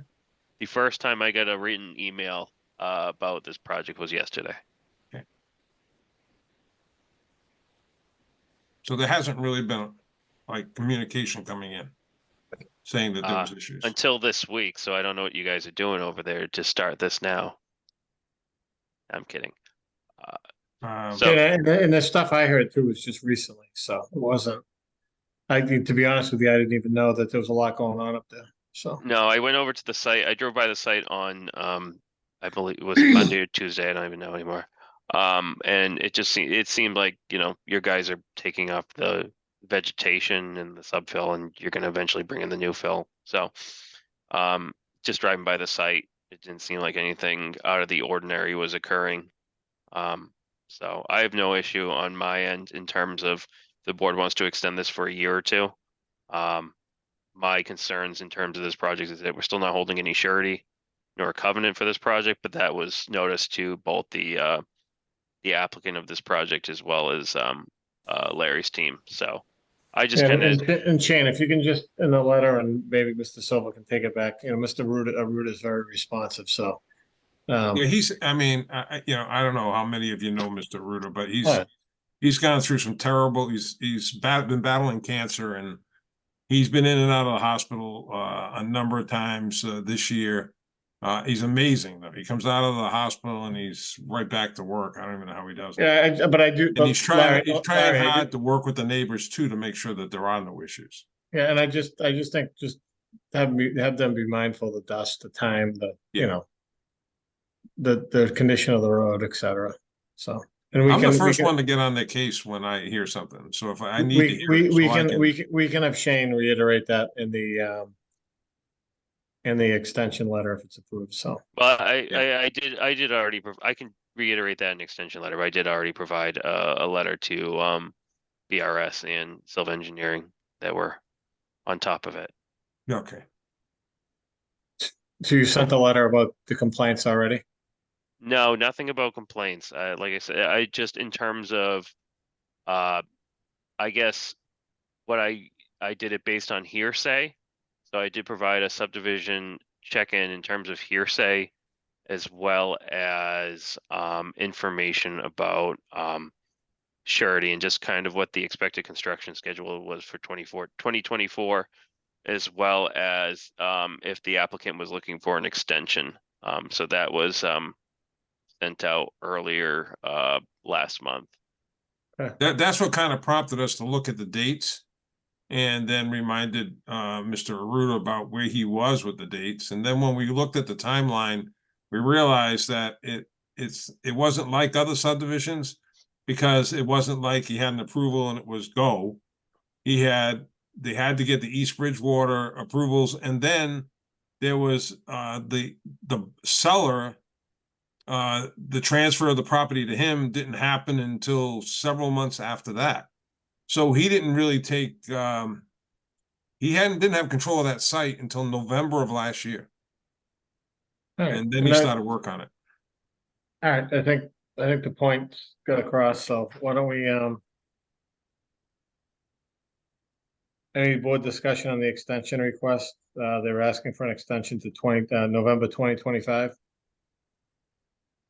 Is there an exact date in November, Shane? It would be the date of the expiration of November, so it would be The 21st or something? Second. 22nd. Yeah, something like that. I'll go with Steve. Is there a motion to approve the extension to November 22nd, 2025? So moved. By Mr. Geller, is there a second? Ms. Rojas? Any discussion? Mr. McDonald? Yes. Mr. Jemian? Yes. Mr. Geller? Yes. Mr. Rojas? Ms. Rojas? Did I say Mr. Rojas? You did. That's why I waited. I wouldn't have answered either. I'm sorry. It's okay. You said yes? I did. We've only been here for 3.5 hours, so. But- All right, then I'm a yes. Thank you, Mr. Silva. Thank you very much. Ray, this feels like planning board meetings in the early 80s. Yeah, I'm a wee bit older, Larry. I'm ready to go to bed. Some of those went over midnight, all right? So, all right. Thank you very much. Good evening. Thank you. So item 6, we have 2 sets of minutes, October 4th. No, Oh. just October 4th, but I'd probably ask to push that to the 20th. Okay. So, Shane, the special meeting on the 10th. Yeah, I don't know if I'm gonna be able to do that. All right, yeah, I just I gotta There's no way we could just do that on the 17th. This is coming from the request of the director. I think what they're looking to do, based on scheduling a joint meeting with the CED committee and the planning board, that January 10th, 2024 be a possible special meeting date. So I just want to place it on your calendars for consideration. If All everyone, right, why don't we talk about the next meeting? yeah, I just want to put it on your radar. I just placed it here for the first discussion, but I can continue the discussion through email. What's the purpose, Shane? So Bob's going to introduce the form-based code Yeah. in council sometime this month, And then that would be scheduling it for a planning board hearing with the CED committee, having a joint meeting for Yeah, a Bob public hearing. spoke at the council meeting yesterday and. Yeah, so you he should have wants known to what that was move about. Forward, so, Oh, yeah, I know it's moving forward. yeah, I Just, know that's what they the, move forward quickly. yes. So that would be the public hearing date. All right, Ray, you're too hard on yourself. You weren't grouchy at all tonight. Ray, I didn't feel any grouchiness from you. So are you kidding? I was grouchy tonight. I'll tell you, Ray, you're too kind of a person to be grouchy. No, I was grouchy. In fact, down deep within me, I was grouchier. You're lucky I didn't snap more. Oh, well, it's fine. Well, it wasn't an easy night. so. I'll pickleball it I right back snapped to at you. you, Shane, and it was my fault, so. It's no problem. I rile people up. Ask my wife. No, it wasn't your fault. It was my fault. It's okay. All right, No, do we have a motion to adjourn? Not that I don't want to. skip it. Skip it all. Yeah, go for it. All right. Good night. Do we have a motion? So moved. By I'll Mr. second. McDonald? Who made the motion? McDonald and Geller. Okay. I'll take the roll. Miss Rojas, Yes. Mr. Jamian, Mr. McDonald, Oh, you skipped the discussion phase. Yeah, I mean, yes. Mr. Geller, Yes. Greg, I want to talk to you about, and MES. Forest All right. Gate. Yeah, connect, Ray, connect with Greg on that, so. Yeah, you I didn't, guys and all I, check. and Ray, I didn't mean to cut you off on that either. I just, No, you didn't. No, don't worry about it. I mean, we get to the point with that discussion, we just had to wrap it up for the night. All right, everyone. We're adjourned. Good night. Have a you. good one. Y'all. Good night, everyone.